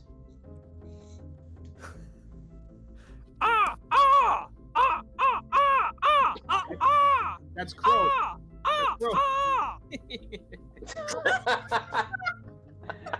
Nice job, man. Nice job. Go, my bird friends. Go. Attack anyone who has a gun on that ship and protect Abyssia, my feathered friends. So the birds start going forward and flying ahead of the ship. Abyssia, you go. There just so you know, there are 2 other masts with sails on them. I got the main one you said? Yeah, you did get the main one. You get the middle one. All right, I think I did. It sold them down enough. I'm gonna fly back. Okay. And I fly. You flee the situation. I flee the situation. You flee and run. Okay. Yeah. Oh yeah. I go and get my homies. Yeah. I get my homies. Yeah. Right. You run away. Okay. Yeah. I run away. What happens after you run away? Yeah. I might as well be naked like these birds. Okay. So I go back. You don't have to be naked. You can just be running away. Do I see? I'm not running. I'm flying very fast. Okay. Do I see Hogar and Thistle and Bo on the shore? You're not near the shore. Do you go towards the shore? I go towards the shore. Okay, you fly towards the shore. Are you sure? Going back to nice. Going over to Thistle. You go into the guild hall and you hear his voice, his undistinguishable voice from around one of the corridors, and he's talking to another guy. He goes, "Then I said, it's me, Carlinga." And then the other guy was like, "Oh yeah, I know you." And then we hugged it out for like 5 minutes. "Oh, Thistle, hey, it's me, Carlinga. What's up?" Hi, Carl. Hi, Thistle. How's it going? Can we talk in private someplace? I would love to talk with you. Oh my God, I've been waiting for this day for a long time. I'm sure Let's go sit down. Do you want some tea? Sure. Why not? Let's go to my office, Thistle. I have an office now. That's impressive. He goes over to his office and he sits down. He closes the door and he sits down in his chair. He sees us smiling. So, Carl, I need a little help. What can I do for you? What do you know about Olin? About Olin? Well, he was working with the thieves. Like before Arky was in charge. Yeah, he was like, everybody knows he was working with the thieves, and no one really knows what happened when the Queen took over. But like, you know, he was our biggest help when we were part of the Thieves Guild. Well, once again, he robbed the city. Like, robbed them blind. Robbed us? What do you mean? Yeah. I don't know how much I can tell you. I'm gonna leave that to Arky, but I need some information about him. Okay. I know where he resided, but was there like another place that he resided? Resided? I don't know. Or maybe like had like a second home or like a hideaway spot? I don't really know. I know that he was always, wheeling and dealing and stuff, and talking to people when they came into town. But I don't know if he's residing anywhere else. Do you know of any place that he might be In hiding fact, stuff? I'm not even really sure what residing is. Living, like lives in, has another place of residence. Maybe place of business. Oh, I know what you mean now. Thank you, Carl. No, I have no idea. Oh, man.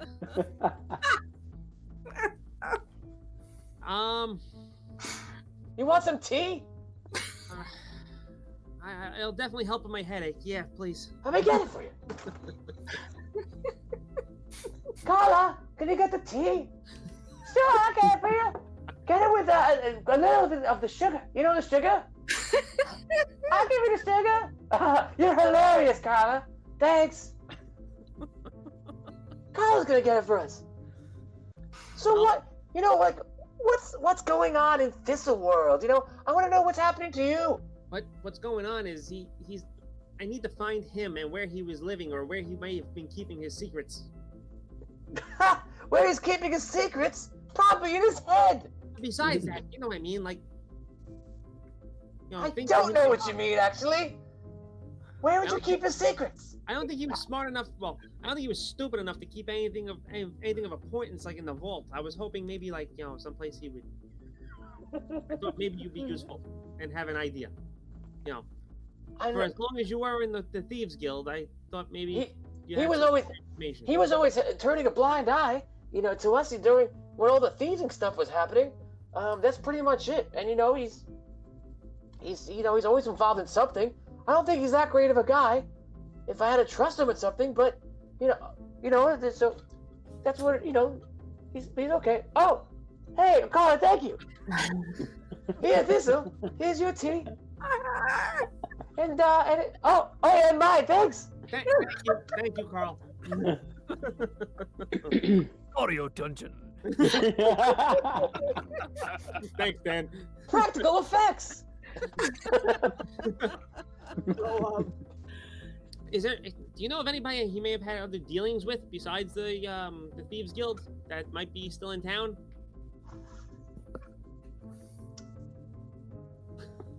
Nope.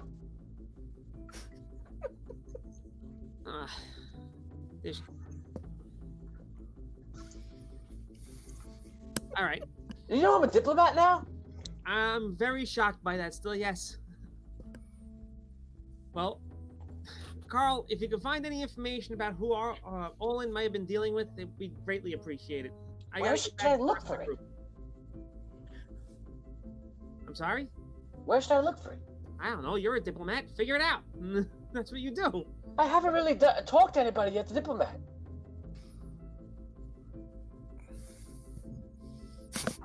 Hello? Am I a ghost? Thistle?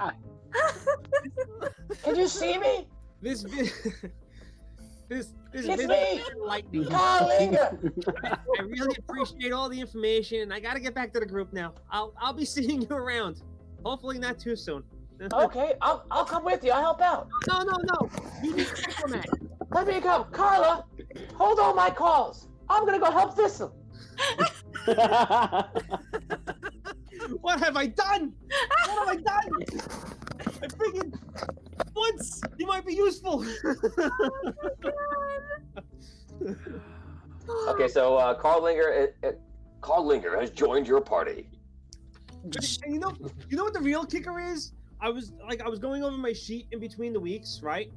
And I have a note written at the bottom of my sheet from the very beginning of the quest, right? I hate Carl Linger. This is this is how stupid I am at some points, right? I don't know if you can read it down there. Light of his brother. No, below that. Father left for Anwar and never came back. Yeah, the same information that Carl gave me last week that I did not divine from Carl because it was on my sheet. It's okay. You only waited 6 months into the last minute of the last day you were leaving to ask him the information you knew from 3 months ago. Shredding it with every ounce of my soul. And yet you voluntarily go back to him. Yeah, No. maybe he actually had some information for once. If I was your therapist, Thistle, I would tell you that deep down you have a growing fondness for Carl Linger, and frankly, you're finding any way you can to bring him into your life more. Can you say that in a Morgan Freeman voice, and then I might believe you? My friend. Well, Thistle, I remember the first time you found Carl Linger. Carl Linger, my friend, crawled through a pile of shit and came out clean on the other side. Ran for mayor and then lost. But now we're here on this warm day.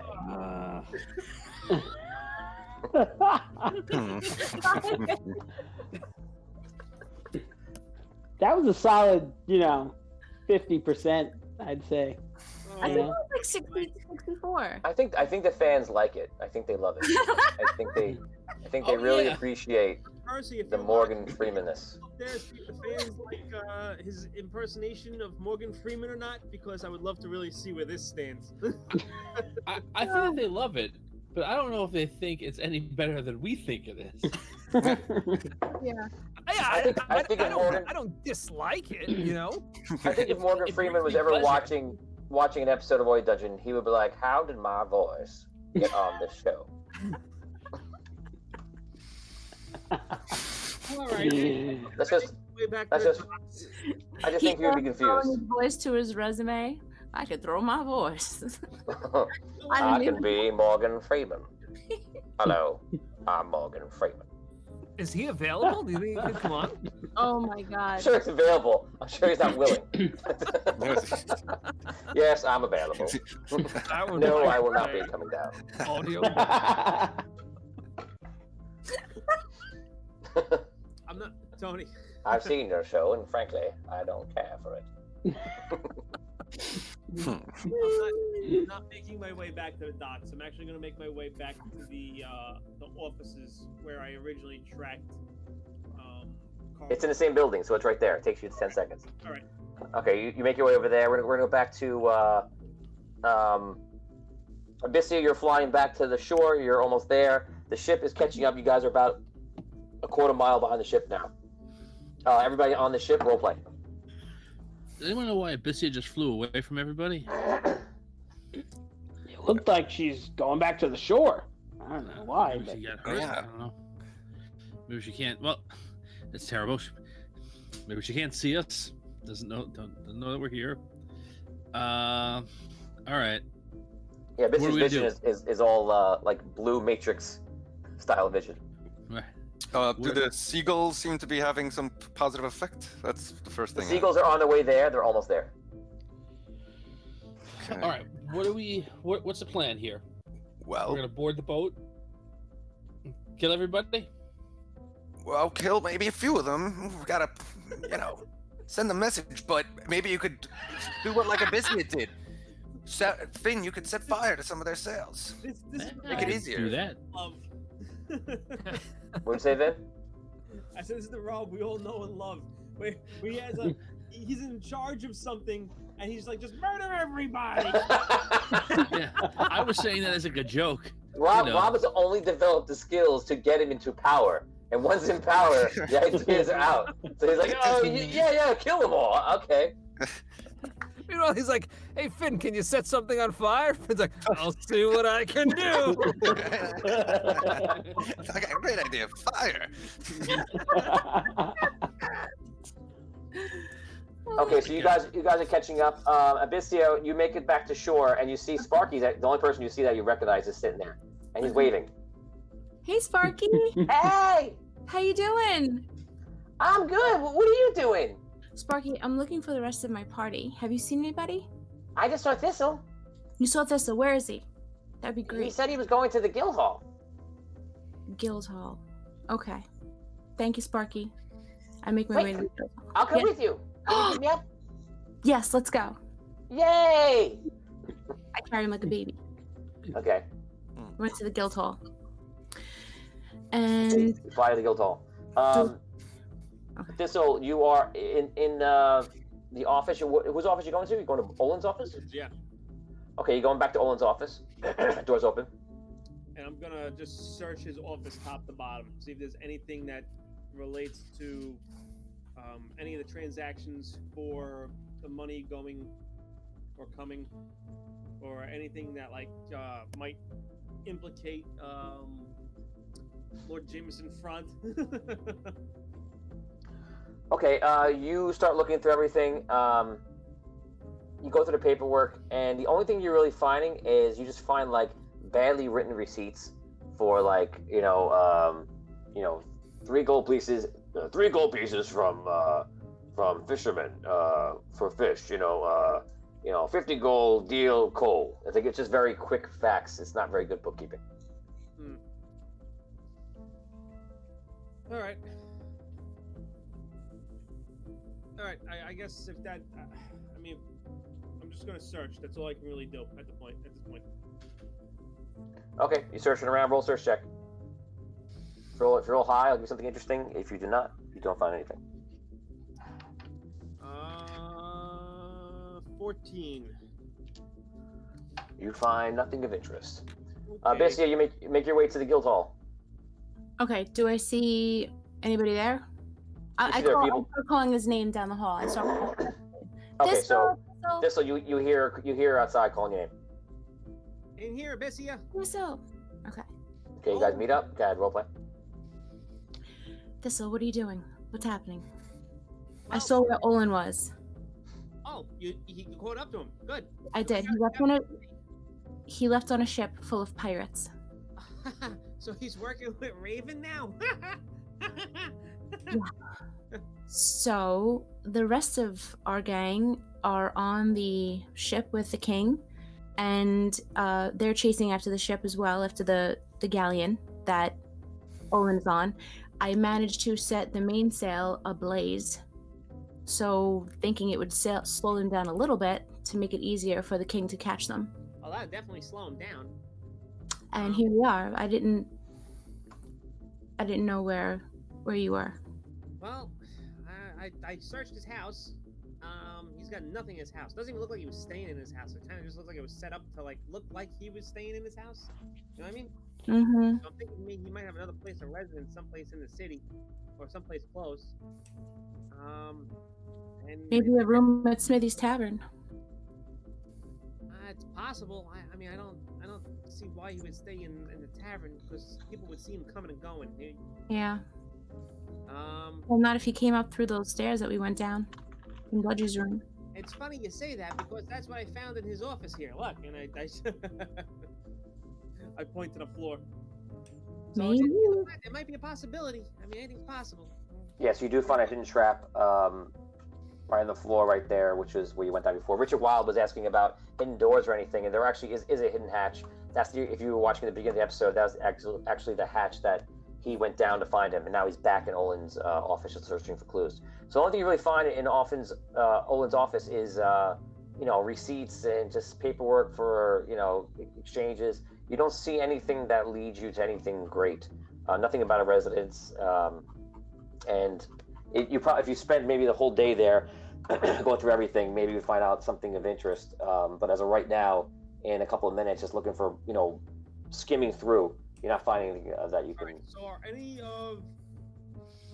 any of the guards nearby? Like not Yeah, there's guards in the hall. Like not dwarven guards. Anybody that could be in a league with Olin. Yes, there are other guards too. There's human guards. Okay, so I grab. Are any of the paladins around by any chance? Or are they all with the king? Paladins? Is that what you said? Knights or whatever. No, there's no red knights here. Okay. There are red knights on the ship though. They went with the king. Okay. So I grab some of the human guards, right? And first I close up the hatch, and I put the cover back on top of the hatch with the rug. And I call the human guards, and I tell them, I'm like, listen, I need to keep this room locked down. It seems that Olin has disappeared, and there might be might be information here about his whereabouts. Nobody comes in here except us. Nobody. Oh, okay, yes, sir. No problem. And then I turn to Abyssy. I'm like, I you know what? Might as well check Smithy's. I mean, it's a good spot. I don't know where else we really check. Okay, let's go. I work my way to Smithy's. Okay. You go to Smithy's Tavern. Guys, you are now closing in on probably about a couple hundred feet away from the galleon in front of you. The king walks over. He puts someone else on the wheel, and he's like, "Okay, everyone. I don't think we should start ramming this beautiful ship. So we need to stay in the back. Can anyone get over there? I see the birds overhead. They're about to pounce, I imagine." Yeah. I believe so, Your Highness. I can get some of us over there. I can attack it from a distance far. I agree. Let's keep you in the ship out of harm's way for now, and see what we can do to subdue that ship and bring Olin back. Okay, very good. Dan, you see? Oh, roll a d20 for me, Dan. This is for your birds.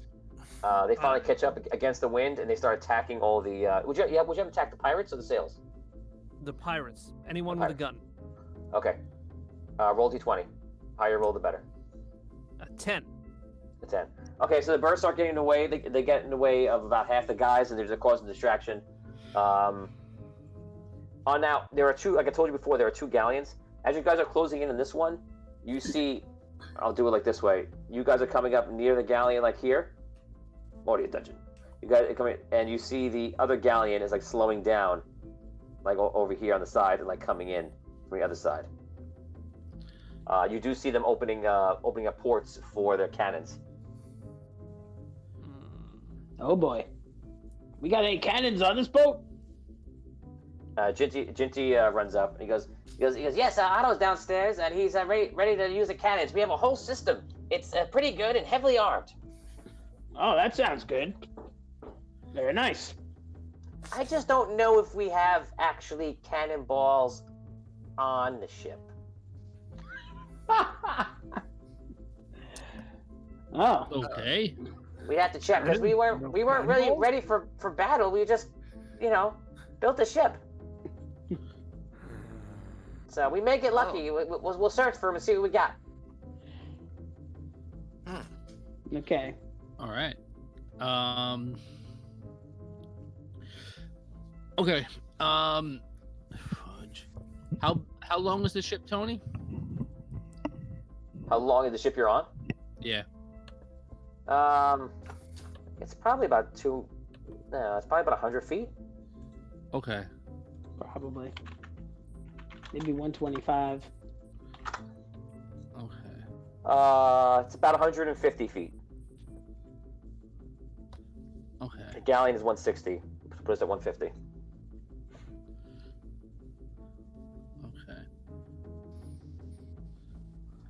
Okay, you see as you guys are just waiting to kind of figure things out, you see the other ship is getting closer, and you see the dwarves are on it, and you hear them all shouting commands back and forth, and you see this one dwarf like focusing everybody and leading them, and they start taking pot shots. Start firing over. At us. Yeah, at you. Rolling right now.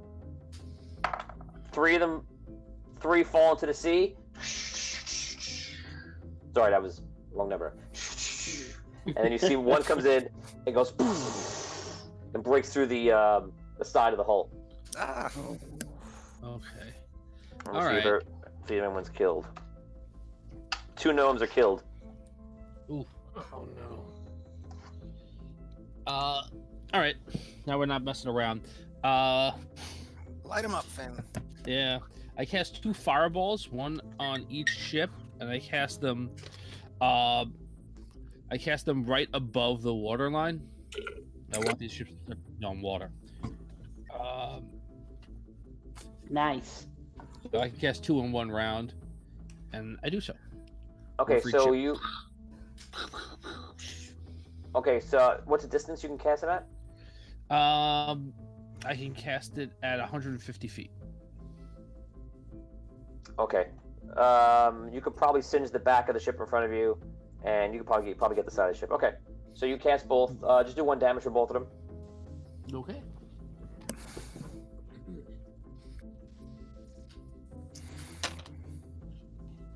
$45. Okay. You go.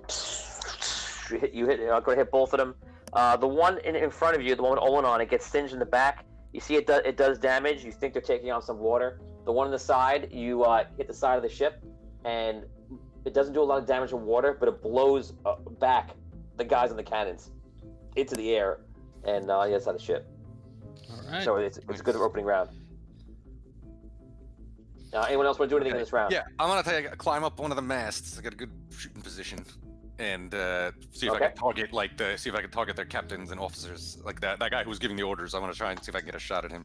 Okay, this round, it probably should be a couple more rounds, but I'll just put you 1 round on climbing. Okay. Holgar, what do you want to do? Votorius, what do you want to do? Nothing for me this round. Okay. Yeah, Votorius? I'm just gonna keep an eye out and yeah, nothing. Okay. Going back over to Abyssia and Thistle. What are you guys doing? Oh, you're going to the tavern. You guys head to Smithy's Tavern, and you walk in, and you see a familiar guy leaning on the tavern, talking to the barmaid behind the bar. He's like, and so there I was. So the bad guy is there, and he's like evil, right?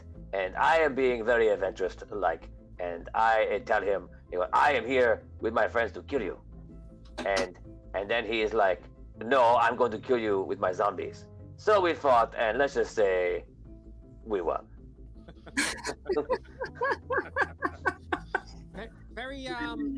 Very subtle, Jacques. He looks over and he goes, "Oh, hey, Abyssia. How are you? I'm good. I came in for the ceremony. I got late though." Perfect. Yeah, well, Not late. You're right on time. Too, it seems.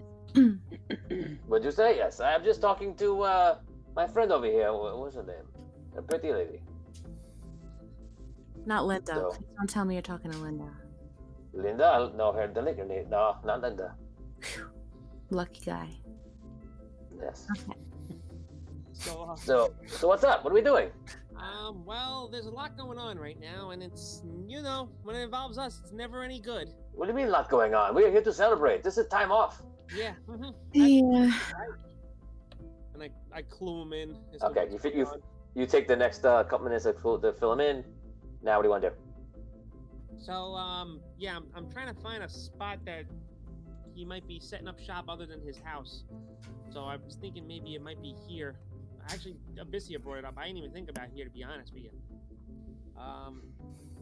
So I want to go to the room that I know went downstairs. Okay. And I want to see if I can, get in. Okay. You guys head upstairs. Just going back over the comments here. Everybody's excited about the fireball. Gunpowder and fire don't mix, says Oni. Peter says stuff lump into the cannon. Scott Weber says Sparky can cast grease on enemy ship. They use cannons and boom. He's not there though.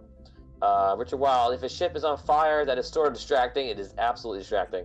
Michael Greenwald says you have space stock without a tractor beam. The tractor beam won't be installed until Tuesday.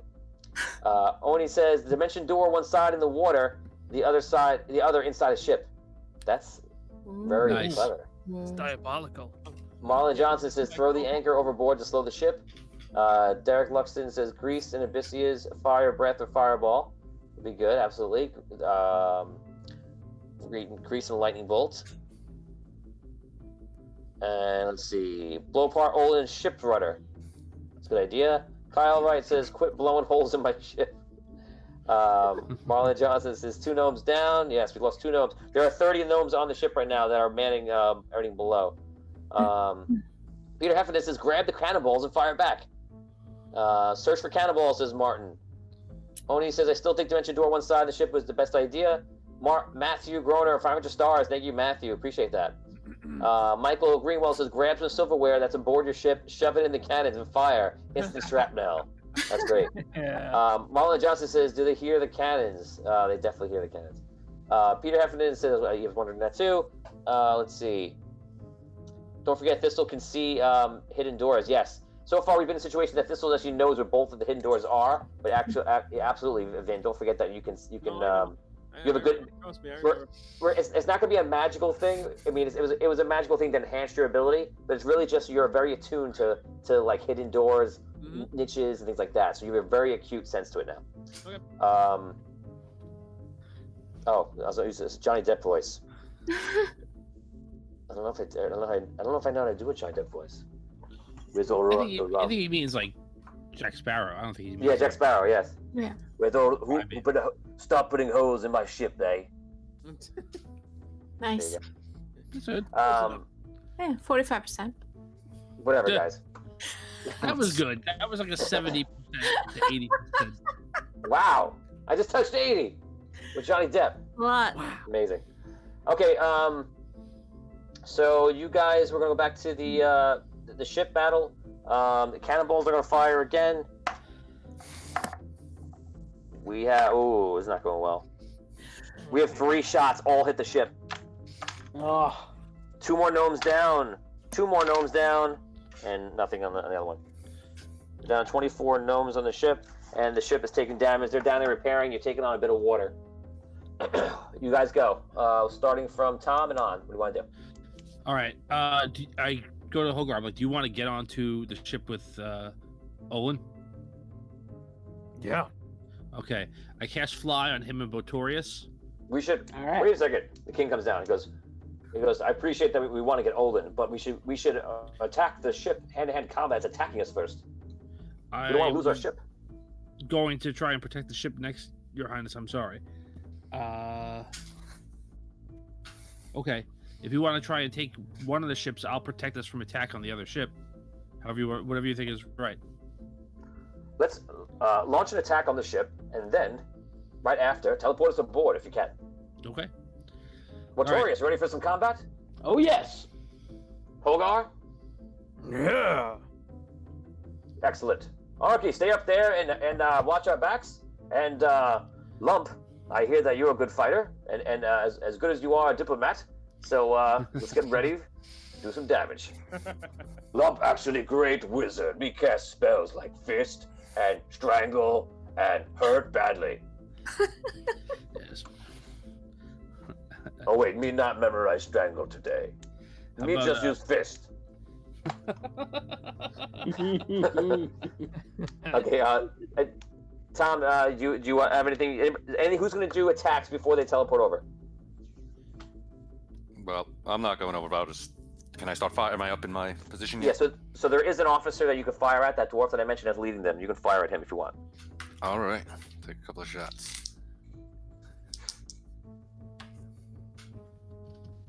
All right, unnatural 20 and a 24. Richard, while Lump does have a weapon, Scott, what weapon does Lump have on him? I think it's a sword. He's got a sword in his back. Might be a long sword.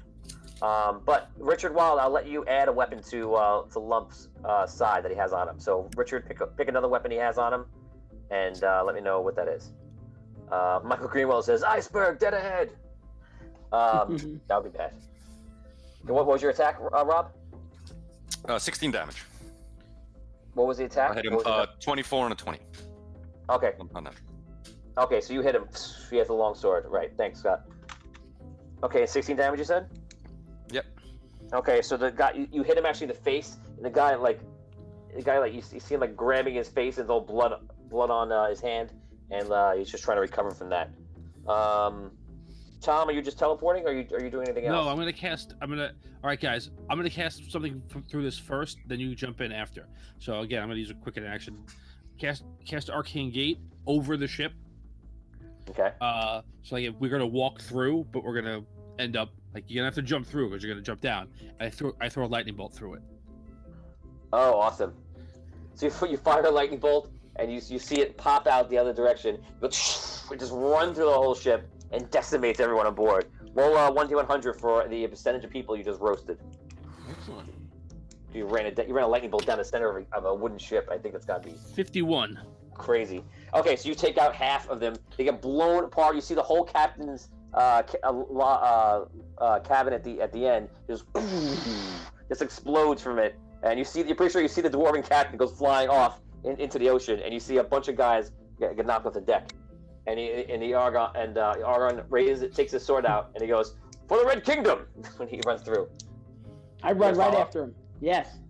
Okay, you guys run through, and you immediately see him swing and chop a dwarf's head off, and then elbow another dwarf in the face. Holgar, you come through. Another dwarf is coming up to hit Argon. You can take that guy. Obviously, he's right in front of you. All right, I'll take my attacks. 19. Hit. 21. Hit. And 23. Hit. All hits. Okay, I'll roll my damage. I'll let you know. Okay. Batorius, you come up and you see other guards getting off the ground. You see Holgar's busy finding one guy. The king is finding another guy. And there's a couple that are getting up and grabbing daggers. All right, I'll attack him. Okay. Natural 20 on the first one.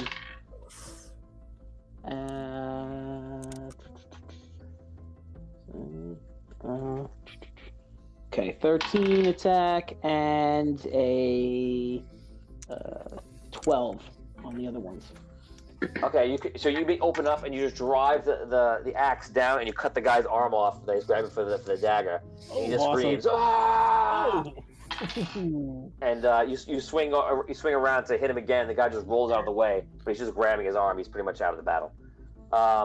Okay. Anyone else go through? Lump comes in. Lump cast first! And he just goes over and just just punches another dwarf in the face. He rolls a 17. He hits one of the dwarves. Hits him for 8 damage, and then pulls out his long sword. Now he's through. He pulls out the sword. Dwarves come up to fight back. One Damage? come up on. Can I give you my damage, Tony? Oh yeah, please do. Sorry. First hit 18, 17, and 19 damages. Okay, you kill the guard. You kill the guy in front of you, and then there are plenty more coming in. So you're able to put all those attacks on different guys. Okay. How are my birds doing? Your birds are on the other ship, and they're distracting them. They're just like in their faces. Okay. So no one is manning the cannons on that ship. Okay, so the guards come up. One goes to King Argon. Natural 1. He goes to Argon just to deflects it. Just sunders the guy's weapon, and then just cuts the guy down. Holgar comes up to you. He misses. Batorius guy comes up to you. Looks like a 15. 15 is my armor class. Yeah, and don't forget, guys, you have no armor on. Right, without armor. Okay, so he hits you. Hold on. 5 damage. Okay. And the guy runs up to Lump with a 1. He runs to Lump goes, "Oh, cast dodge!" Lump goes down. He bends down and he picks up the guy. He drops his sword for a second. Picks up the guy, and he goes, "Now I can swim!" He throws the guy into the water. Argon's like, "I didn't know he was a wizard." Oh yes. Argon attacks another guy. Goes, attacks the guy next to him. Cuts across him, and you see there's one guy left on the other side. He takes the sword. I rolled 18, and just goes, fires a sword across, and impales into the guy. Dude. And that is how you end that. And looking around, you see the ship is beginning to kind of like buckle and get odd. You now realize that if you want to check the ship, you probably have a few rounds, but the ship is also taking on heavy water because of the lightning bolt. What do you want to do? Look for Olin. Yeah, I'll run down. Olin's not on this ship. Oh, I thought this was the Olin ship. Sorry. No, this is the one he said that he says, I know you want to go after Olin, but this is the ship that's broadsiding us right now. We should take out this ship. I got save you. our Okay. Do we know Okay. where the guys firing the cannons are? You got them all. Those are them. Good. Okay. Yeah. Anybody it got blasted. So these cannons are all on top of the deck. and a lot of those guys got blasted off. The captain got blasted off the side, lumped through someone over, and you guys just took down 9 of the guys that were left, plus Tom wiped out 50%, and the guys he blasted before. That's the whole crew. I tried to take a quick look around, see if they were hauling anything, any loot or anything like that, like whatever they got on board, especially because I assume we're like, are we below deck right now where the cannons were? But you can. No, you're not. Okay. This ship, the Valkyrie class ship, your ship actually has cannons below, but this ship has cannons above. Okay. But you can go downstairs. Is it taking on water? Though we see it is taking on water. You won't know until you go downstairs how badly, but you feel like you at least have a couple rounds. All right, I'll take a quick look. Okay, you run downstairs. Who else runs downstairs? I'll go with him. Okay. King stays up top. A lump says, "I checked to see everyone is dead." He just goes over. And he's just like punching people in the face on the floor. You guys go downstairs. You go down there and you see that it is a very full cargo, and it's full of an incredible amount of food and wine and ale, and it's full to the brim, like way more than a shipment. It's like a tremendous, huge reserve of like food, wine, and ale. All right. All right. I go back up and tell the king. Kyle Wright says, "Good idea. Grab cannonballs, toss them through the portal back to the ship." Yeah, cannonball. Yeah.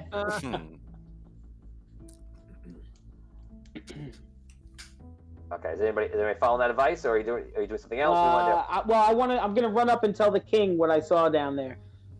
Okay, you run up. Yes, that's odd. Looks like they were very, very prepared. It's too much. It's weird. I don't quite understand what's going on and what's actually happening right now. And if this was, we just asked this dwarf a question, and it looks like he was prepared to leave anyway. Well, why were they attacking us? Well, I don't know. Let's get back to our ship before we sink, though. I look over to where our ship was. I'm like waving. It's still there. The ship is still making its way. It's actually very close to just holding back from the other ship right now. You guys have a way to teleport over, or no? Yeah, the gate's still there. They can just come through. Oh, the gate's still there? Oh, okay. Yeah. But isn't the gate immobile? Yes, it is immobile. But I said before, I don't know how long it's been, but I put the gate at the front of the ship so that as the ship moves, it would be gone now, definitely. Okay. All right. I'm like waving to our boat, like ready to come back, guys. I cast another one. Okay, you see them. Oh, you cast another one. Okay, you cast another one. You guys jump through, and you're back on the ship. We're gonna go over to Abyssia and I'm sorry, Dan. Go ahead. I was gonna say, can I pick up a cannonball or two and bring them back onto the ship with me? Yes, you grab 2. Lump sees you do that. He grabs 2, and you guys run back. Actually, Lump grabs 2, and he goes, no, and Lump gets a cannon and just starts rolling the cannon through. Me taking this. You know what? I understand we have mission, but me take this. And he rolls the cannon through the gateway. Don't see that every day. All right. Going back over to Abyssia, Jacques, Sparky, and Thistle. Go ahead, roleplay. Well. All right. Well, I'm going upstairs to where the room was that went down into the tunnels. Maybe where he had you guys held prisoners, where he was keeping his stuff. I don't know. I'm just kind of spitballing here. All right, let's go. All right, and I go back to that room. You go back down to that room. You go back down there, and you look down the ladder, and you see most of underground where it goes to is already a couple feet underwater.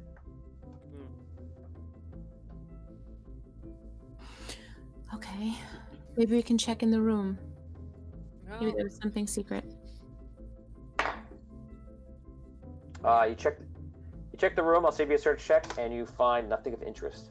The room seems like it's made to be rented by an adventurer or a traveler. And just for confusion for everybody at home, they're actually in Smithy's Tavern right now, searching the original room that they from the early episodes where there was a hatch. So they're upstairs looking at the rooms for rent. Where would he hide his stuff? What about the vault? I don't think he'd be stupid enough to keep his stuff in the vault. I would think he would know that that'd be the first place we'd look, but I mean, it doesn't hurt to try. I don't know where else to look. I mean, the place is so big. I mean, you could have it anywhere. It could even be on. You say he was on a boat, right? It could be on the boat, for all I know. Well, we can ask the gnomes in the vault if they have ever seen him or maybe saw some mysterious behavior. They might know something. If we ask questions. All right, I guess to the vault. Next, we go to the vault. To the vault. Vin, can you? People saying that your volume is kind of low. I hear you actually really well, but I think that your volume might be low. It's weird because I haven't changed anything ever. It's still. Yeah. I guess if you could put it up, if it's possible, we'll put it near to your mouth a little more. Can't get much closer. Okay. I guess just speak. Make sure you speak loudly. So you guys were you guys checking now? Vault. Okay, you make your way to the vault. I'll speed you up. You get to the vault and you see the gnomes there. Okay. Yes. How can I help you? We're here by the order of Archery and the Red King. We're trying to find out some information. Has Olin been here recently? No, I have not seen Olin here. No. Do you know if he has a vault here? A personal vault here? Olin once had a vault here, but not since before the occupation. Is it still active? No, he cleared out his vault actually. I remember he was assigning over some of his assets over to the city of Rhaegar. I remember that very clearly. And he said he was opening an account there, and he cleared out his vault here. Did he ever come in here with anyone?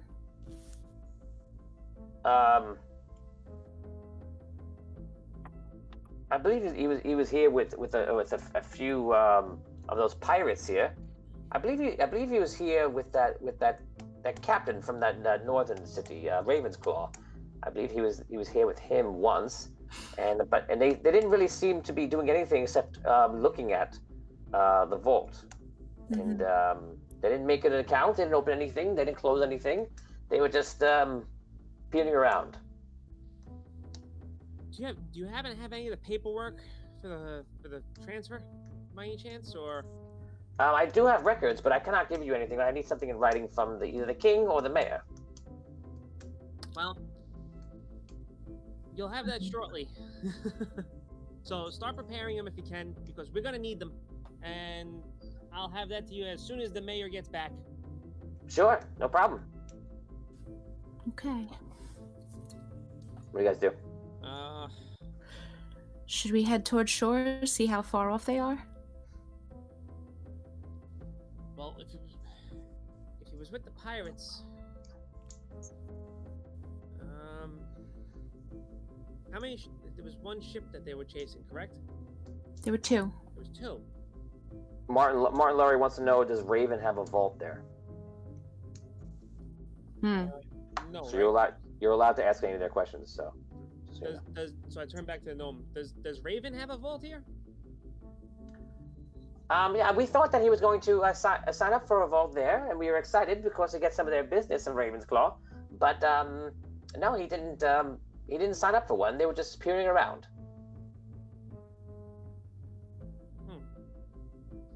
Have you checked the vaults since they've been here? Make sure everything's. We check the vaults every day. And you said Olin's vault was cleared out, correct? Yes, he cleared it out right before the occupation. How did he clear it out?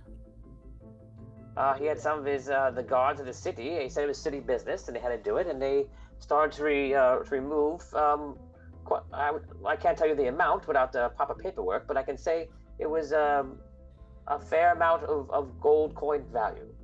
Using of carts. items and such moved out. Using carts?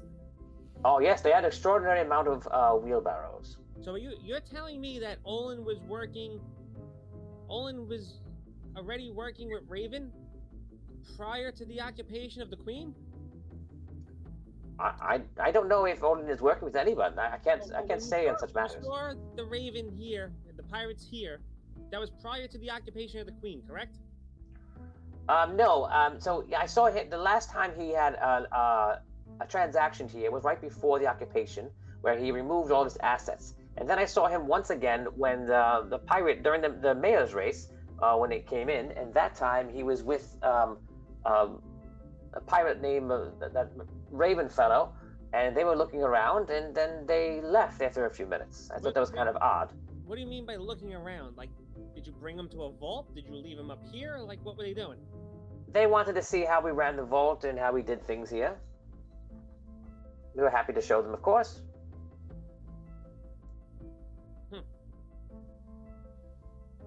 That's a little peculiar. Very peculiar. I did think it was odd, but since Odin was the past mayor, and he was just trying to show off to appear, I felt that was my duty to oblige. Okay. And then I turned to make my leave. Okay. I guess we head back to the docks. Okay. Let's go. Okay, you head back to the docks. You walk back outside. You see Sparky and Carlinger having a conversation about something, and then they start. He's like, "So what happened? Did you find everything?" No, we found nothing. That's the problem. Nothing. Okay. Listen, when you were at the tavern, I got all my stuff together. I'm ready to go. Carla said it's okay. I can go with you. You're a diplomat, Carl. You can't leave the city. What are you talking about? My whole job is to lead the city and diplomat everybody. I'm gonna diplomat the hell out of it. You haven't made any connections. That's why I need to leave. That's a point. Carl, you do have a point, but you can't leave. Thanks. Us. That's not diplomating. That's adventuring. There's a difference. Sometimes the adventure leads to other people. Look, how many civilizations did you meet when you ventured last time? Imagine if I was diplomating the whole time. And imagine if the diplomat dies while he's adventuring. Then you really ain't diplomating much of anything. Then maybe I'll diplomat to the Celestials in the sky. I'm coming with you if you do that, Carl. Okay. I want to point out that Vinny's trying to save Carl's life. And again, as I said before, as Thistle's psychiatrist, he clearly is trying to become closer and closer to Carl. I foresee them becoming roommates soon. My deep-seated love for Carl is trying to save him. Yes. Thanks, you admitted it. Thanks. That was my voice, Tony, not this. Nope, it was in game. Guys, maybe we could get the show on the road here. Let's get. I don't know what we're talking about anymore. Let's go. All right, so I guess I'm just making my way back to the dock because there's nowhere else really for me to go because I'm not gonna just roam around blindly. You guys go to the dock, and because you have so many NPCs with you, you have a whole new party. You're all standing there. Yay! So what do you do? People. So what are we gonna do? They're gone. Can you fly us there? I can. I don't know how many people I can take with me though. Say There's one. one. Just say Dibs. one. All we need is one. Well, you gotta take me because All right, I'm a diplomat. Maybe two. Maybe two. Well, I mean, I'll go if I can help out. I can actually. Okay, I can carry. Abyssia, this is how the most you can do. I think maybe is one. Right? Why are you clawing your face like that? I'm itchy. Leave me alone, Carl. Oh, here's what we can do. I can, between Jacques and myself, we can each hold Sparky and Thistle. I'm sorry, Carl. I'm not going to have enough fly power to take you with. Don't you got a little extra fly power for me? No. It's me, Carlinger. I know. They can only take 2 small people with them. They're regular-sized people, and they can only carry 2 small people, and that's me and Arky. Yeah. Okay, I guess I'll stay back and run the Sunken City. That sounds great. That's yes. Oh. It's perfectly. He crashed. I'm back. Oh, I'm boy. gonna run it. You have to linger here, Carl. I'll linger on. I'll run everything, all the financials and everything. I can do it. You know what, Carl? Would you be a gem and possibly check in at the vault and see? Just make sure that they're gathering the paperwork together for Olin's past financial history there, dealings. Okay, I'll do that. Good luck, guys. I'll if I can catch up, I'll catch up to you. See you later. Bye. Okay. So I can. Okay, so you take. So Jacques stays behind. Then you take. No, I cast Fire on Jacques. Oh, okay. And then so he before we can go. grab Sparky and grab Thistle. Okay, you guys all fly. You make your way over. You fly back to the ship. Going back to everyone else. You guys just arrived back at the ship, and you're following the other ship. What is your plan of action? Role play. You're right there. You can easily pull the ship faster and forward by angling the sails and do whatever you're gonna do.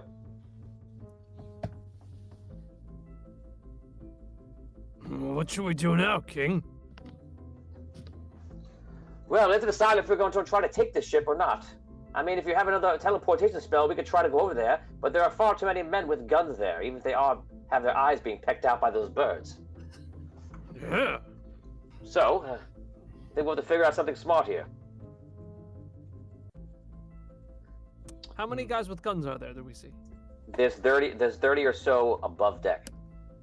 30 or so above deck.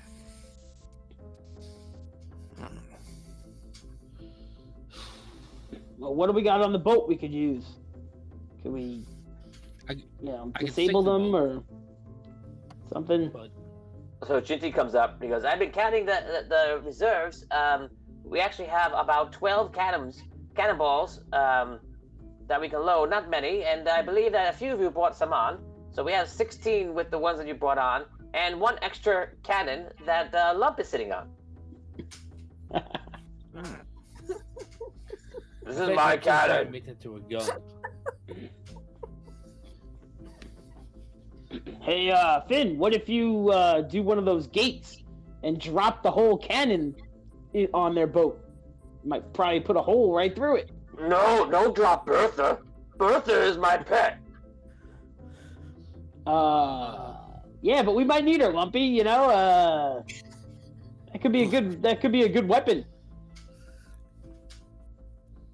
No. Bertha is friendly cannon. Is that why you saved her? Yes, she just needs a good home. Oh. We can get it back for you after we do it, Lump. Can we get it back? Are we gonna go right through the Maybe boat? it'll stop halfway through, maybe, and then we just go get it. Anyway, Me think about your plan. Me no like.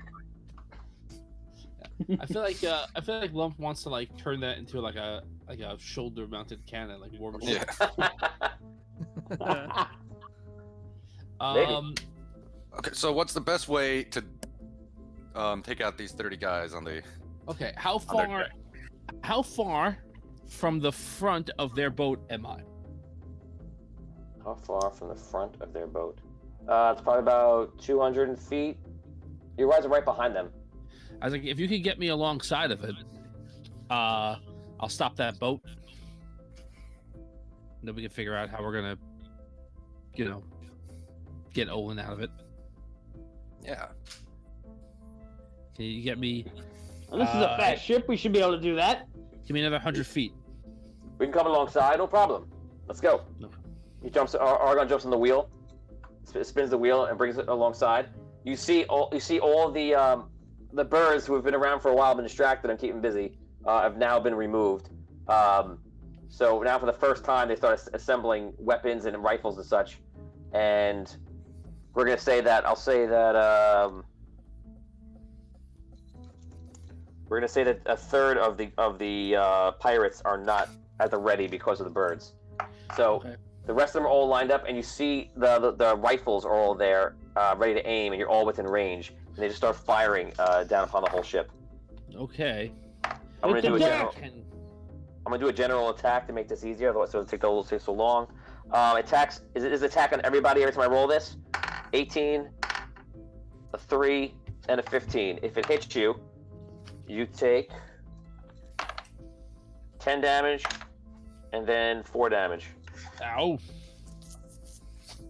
Okay, you guys are just pulling alongside. Is that what you're doing? Yeah. Okay, you pull alongside. They fire again. They also fire the cannons. And then you guys can take your turn. Wait. Because as soon as we're doing that, what I'm going to do is going to stop that from happening, at least in part. I cast Wall of Force. I cast a 100-foot wall in 10-foot segments, and I want to hook it around the front of the ship towards in between us. So I want to get the front of the ship and then as much of the side of the ship as I can in between us. So I'm casting picture 10-foot segments, 10-foot segments. So like only a energy? candy cane. Only energy can pass? Magic energy? Nothing. Or the opposite? No, nothing can pass. It's a Wall of Force. Let me read it. It can be floating, resting on a solid surface. You can form it as a flat surface made of 10-foot by 10-foot panels that have to be contiguous. So you can't just put 10 random places anywhere. Nothing can physically pass through the wall. It is immune to all damage and can't be dispelled by dispel magic. A disintegrate spell destroys the wall instantly. The wall also extends into the ethereal plane, blocking ethereal travel through the wall. Okay, so it's you wrap it around in front between the ship and then around the front of them. So it's actually going to run into the ship. Well, the ship's going to run into it. Yeah. So the ship hits the front, bashes up the front piece of it, the ship. Not too much damage, but just a little bit. And the ship starts to turn. It's like around anchoring around, pivoting around the front of the ship, around the thing. What do you guys do? Argon's steering right now. It's basically in all of your hands. All right. What do you guys want to do? How could we swing across like pirates do? Sure, I can. Isn't the wall of force there? It's 10 foot. It's a 10-foot wall. So so I'm you want saying to go we jumped over over it, or I just don't know what the distance between us would be. Could we theoretically throw ropes with grappling hooks and swing across, or are we too far away?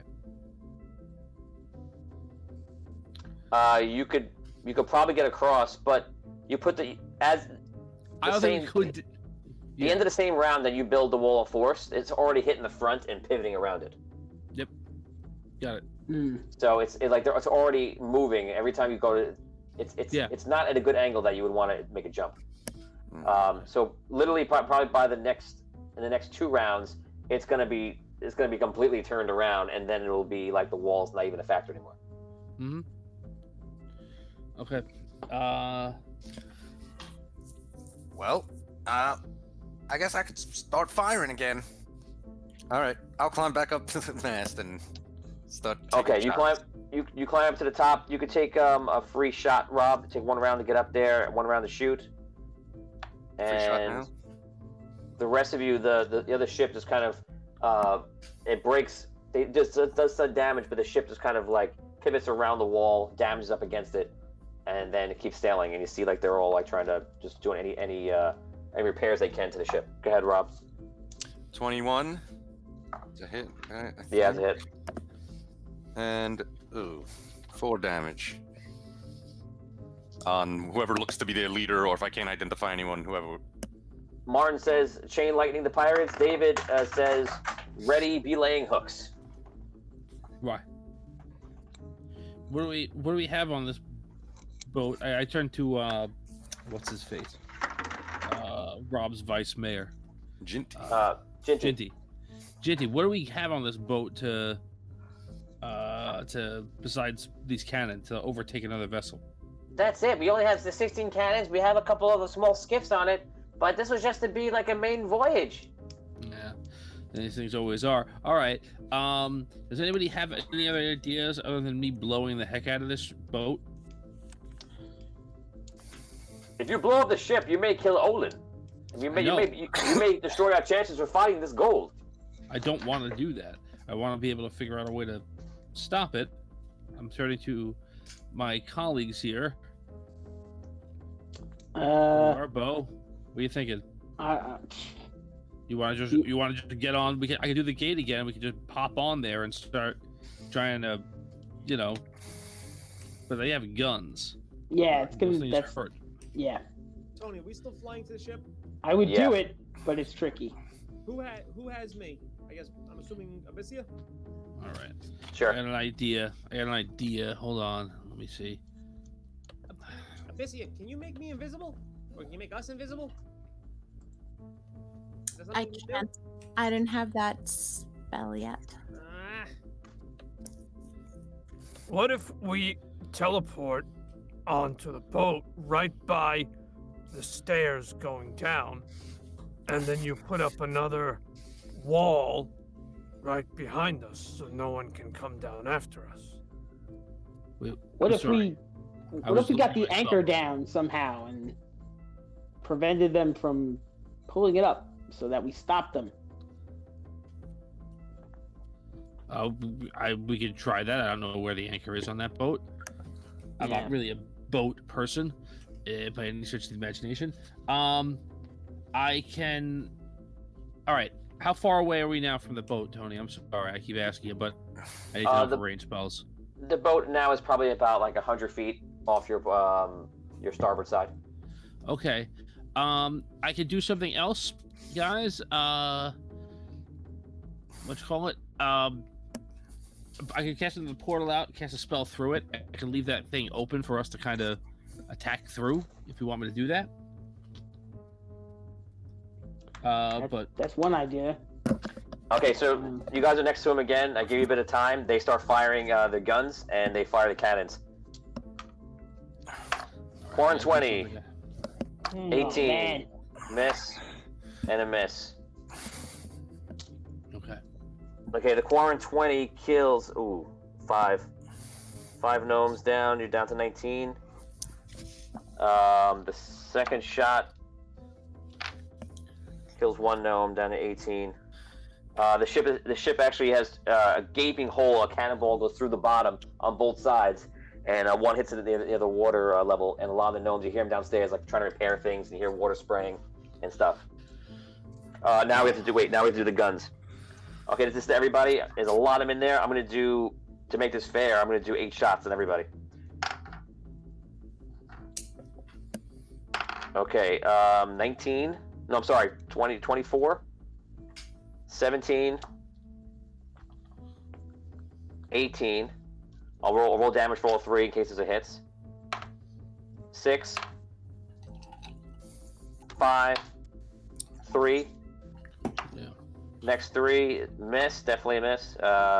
15 and a 21. So 15, 21. Those are hits on you. I'm rolling now. 10 damage and 10 damage. Cool. And 2 more. That's it. That's a miss. And a 15. If that 15 hits, it is 8 damage. So you guys are getting barraged by bullets in the rifles like crazy, and you're taking all direct attack from all the cannons. And everyone sees Arky fall out of the crow's nest and Oh no! plop down on the deck. Okay, so you hit the ground. You hit the ground. Roll a fortitude check to see if you break something. A Constitution check, and just to beat a 12. Come on. Oh, my leg. Fail. Fail. Okay, we're gonna roll 1, 2, 3, 4. Left, right, left, right. Left, right, left, right. Your right leg. You break your right leg, and you are take 1x on your stabilization towards death. I'm gonna run over to Arky and do ease wounds. Okay. To stabilize him. All right. I cast prismatics. Yeah. Cast prismatic spray on the boat. Okay. So It's a 60-foot cone. And then everybody must make a dexterity saving throw. Okay. So, how many people could I hit in a 60-foot cone? I would probably say you can get about 15 out of 30. Okay. So, all right. So, the saving throw is hold on. I'm gonna do one roll for all of them. Okay. The DC 22. Dexterity. 22. Yeah. Natural I pumped 20. up. Oh, come on. Ah, All right, Yeah. that's fine. That's fine.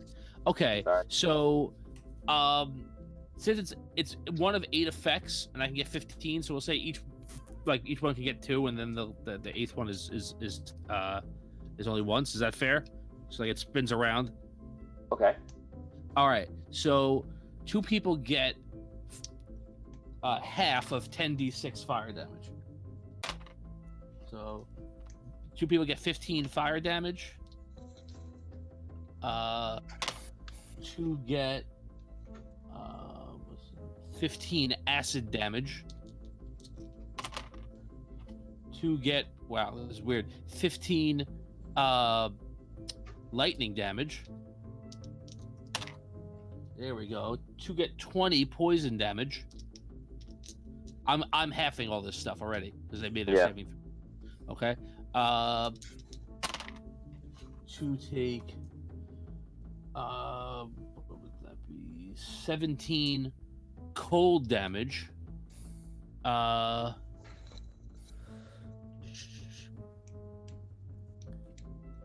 Okay. 2 are fine.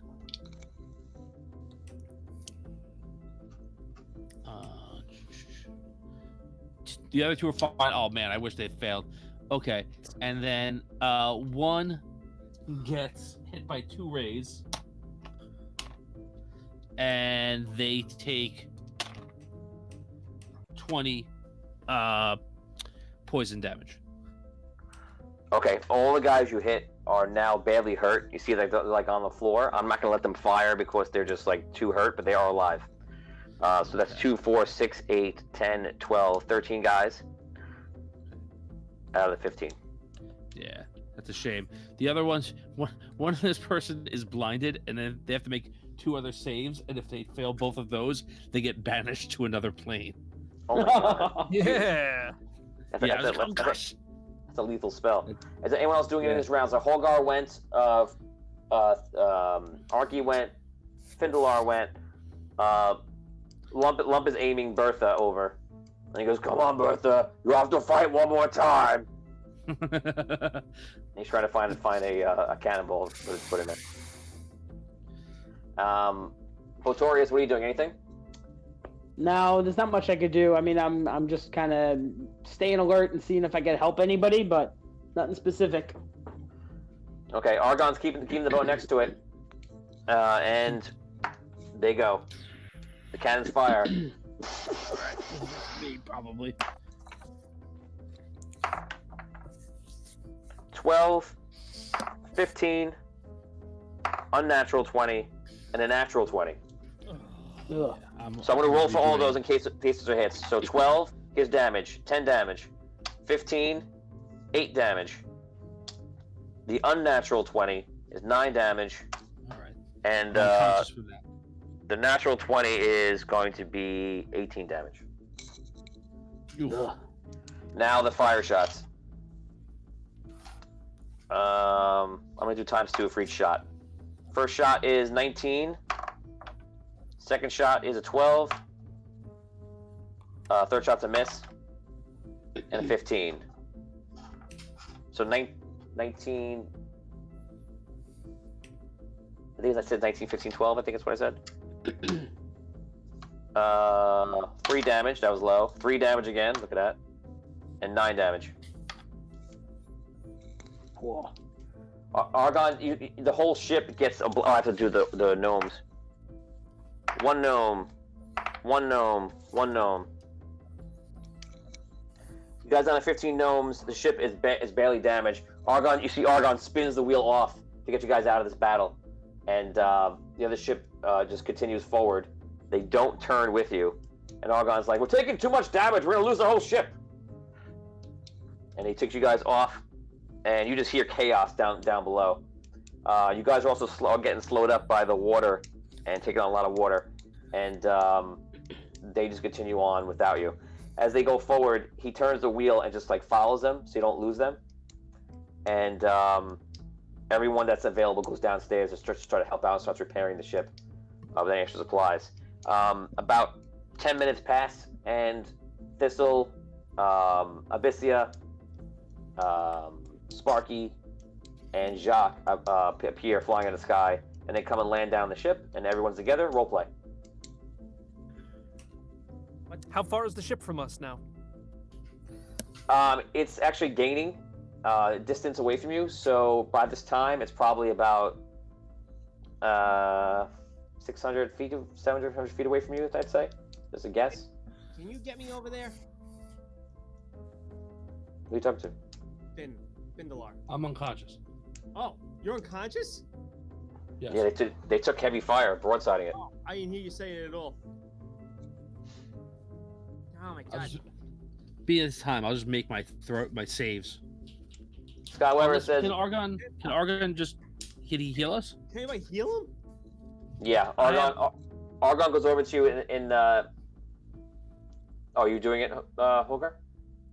If I can do ease wounds again, it doesn't say how often I can do it. Yeah, you can do it. You can handle it. I'll do it. After you do it, Argon comes over and does healing everybody, and he brings back up. Listen, everyone. I don't know what's happening here, but apparently we have something of great importance happening, and it seems that the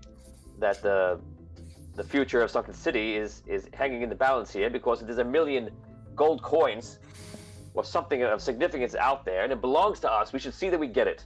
So this man, this disgusting dwarf, and these whatever pirates are helping him, we're gonna follow them, and wherever they go, we're going to get them. If you can get me over there, I can stop that boat. I'll go with you. I think we brought down enough gunfighters that we could start fighting hand to hand. Well, everyone rest for now. We're in the middle of the sea. There's nowhere nearby. We're going to follow them. If we have some time, let's repair the boat. In case we get into battle again, we can take it. Because this boat is about to sink. Yeah, I think he's right. Let's get the boat in working order. We'll track them down. We don't need to do it this second. Yeah, and their boat is also traveling faster than you are right now. All right. I go down, and I'll just to help cast things up. I'll cast Wall of Force again on one side of the boat, just to stop the water from coming in. I can't get both sides. Okay. One side. So I'll write down that you slow down the distance gaining on them by half. Okay, so you guys start following. You guys spend the hours. Well, you guys don't. Some of you do. If you're shot, you've been hurt, you've been resting. Arky, you have a broken leg. Actually, Argon is able to heal that with his magic. Good. So you're fine. You guys just rest. You rest for a period of 8 hours. You know you have days of travel no matter where they're going. They patch up the boat. They spend all those hours doing that work on the clock. They have a little bit of a service for the gnomes that died. You only have 15 gnomes running down everything down below, which is not that many. You started off with 30, you're down to exactly half. And there's other hands and other people on deck upstairs just doing the rigging and sailing and things like that. But the gnomes are running the true heart of the ship and keep everything going. Okay. So, guys, there's a mystery of all this going on. What is happening with Olin? What's happening to the gold of the Sunken City? It's leading to something very interesting. I'm excited to see what it is, but we're going to cut it right there for Audio Dungeon. This was a very awesome first starter episode for the next campaign, and you guys did a lot of unexpected things, like bringing along Gerald the Guard, who's hanging out and drawing pictures of these events, and Thistle and Abyssia went on a whole interesting journey and brought every NPC known to man on board. So you have a whole full cast of characters on the boat with you now. So That's definitely very interesting. Thank you to everybody who's been hanging out with us too. Scott Weber, thank you to 500 stars. I saw that. Everyone, thank you for your support. Thank you. Like, subscribe, and follow us on Twitch, YouTube, and Facebook. We appreciate your support. Join us on patreon.com/audio dungeon and join us on Discord. Right now we're gonna end the stream. We're gonna go live into Discord for a little while and do our after show. And yeah, that's it. So thank you to all of you guys for hanging out with us today. Thank you to all of our medical workers on the front lines during this pandemic and this weird time. And we'll see you guys next time on Audio Dungeon. And for those of you that are around on Friday, Vinny Pro will be doing a interview like I did yesterday at 9:30 p.m. And I'm sure it'll be a lot of fun. Oh, you can ask him.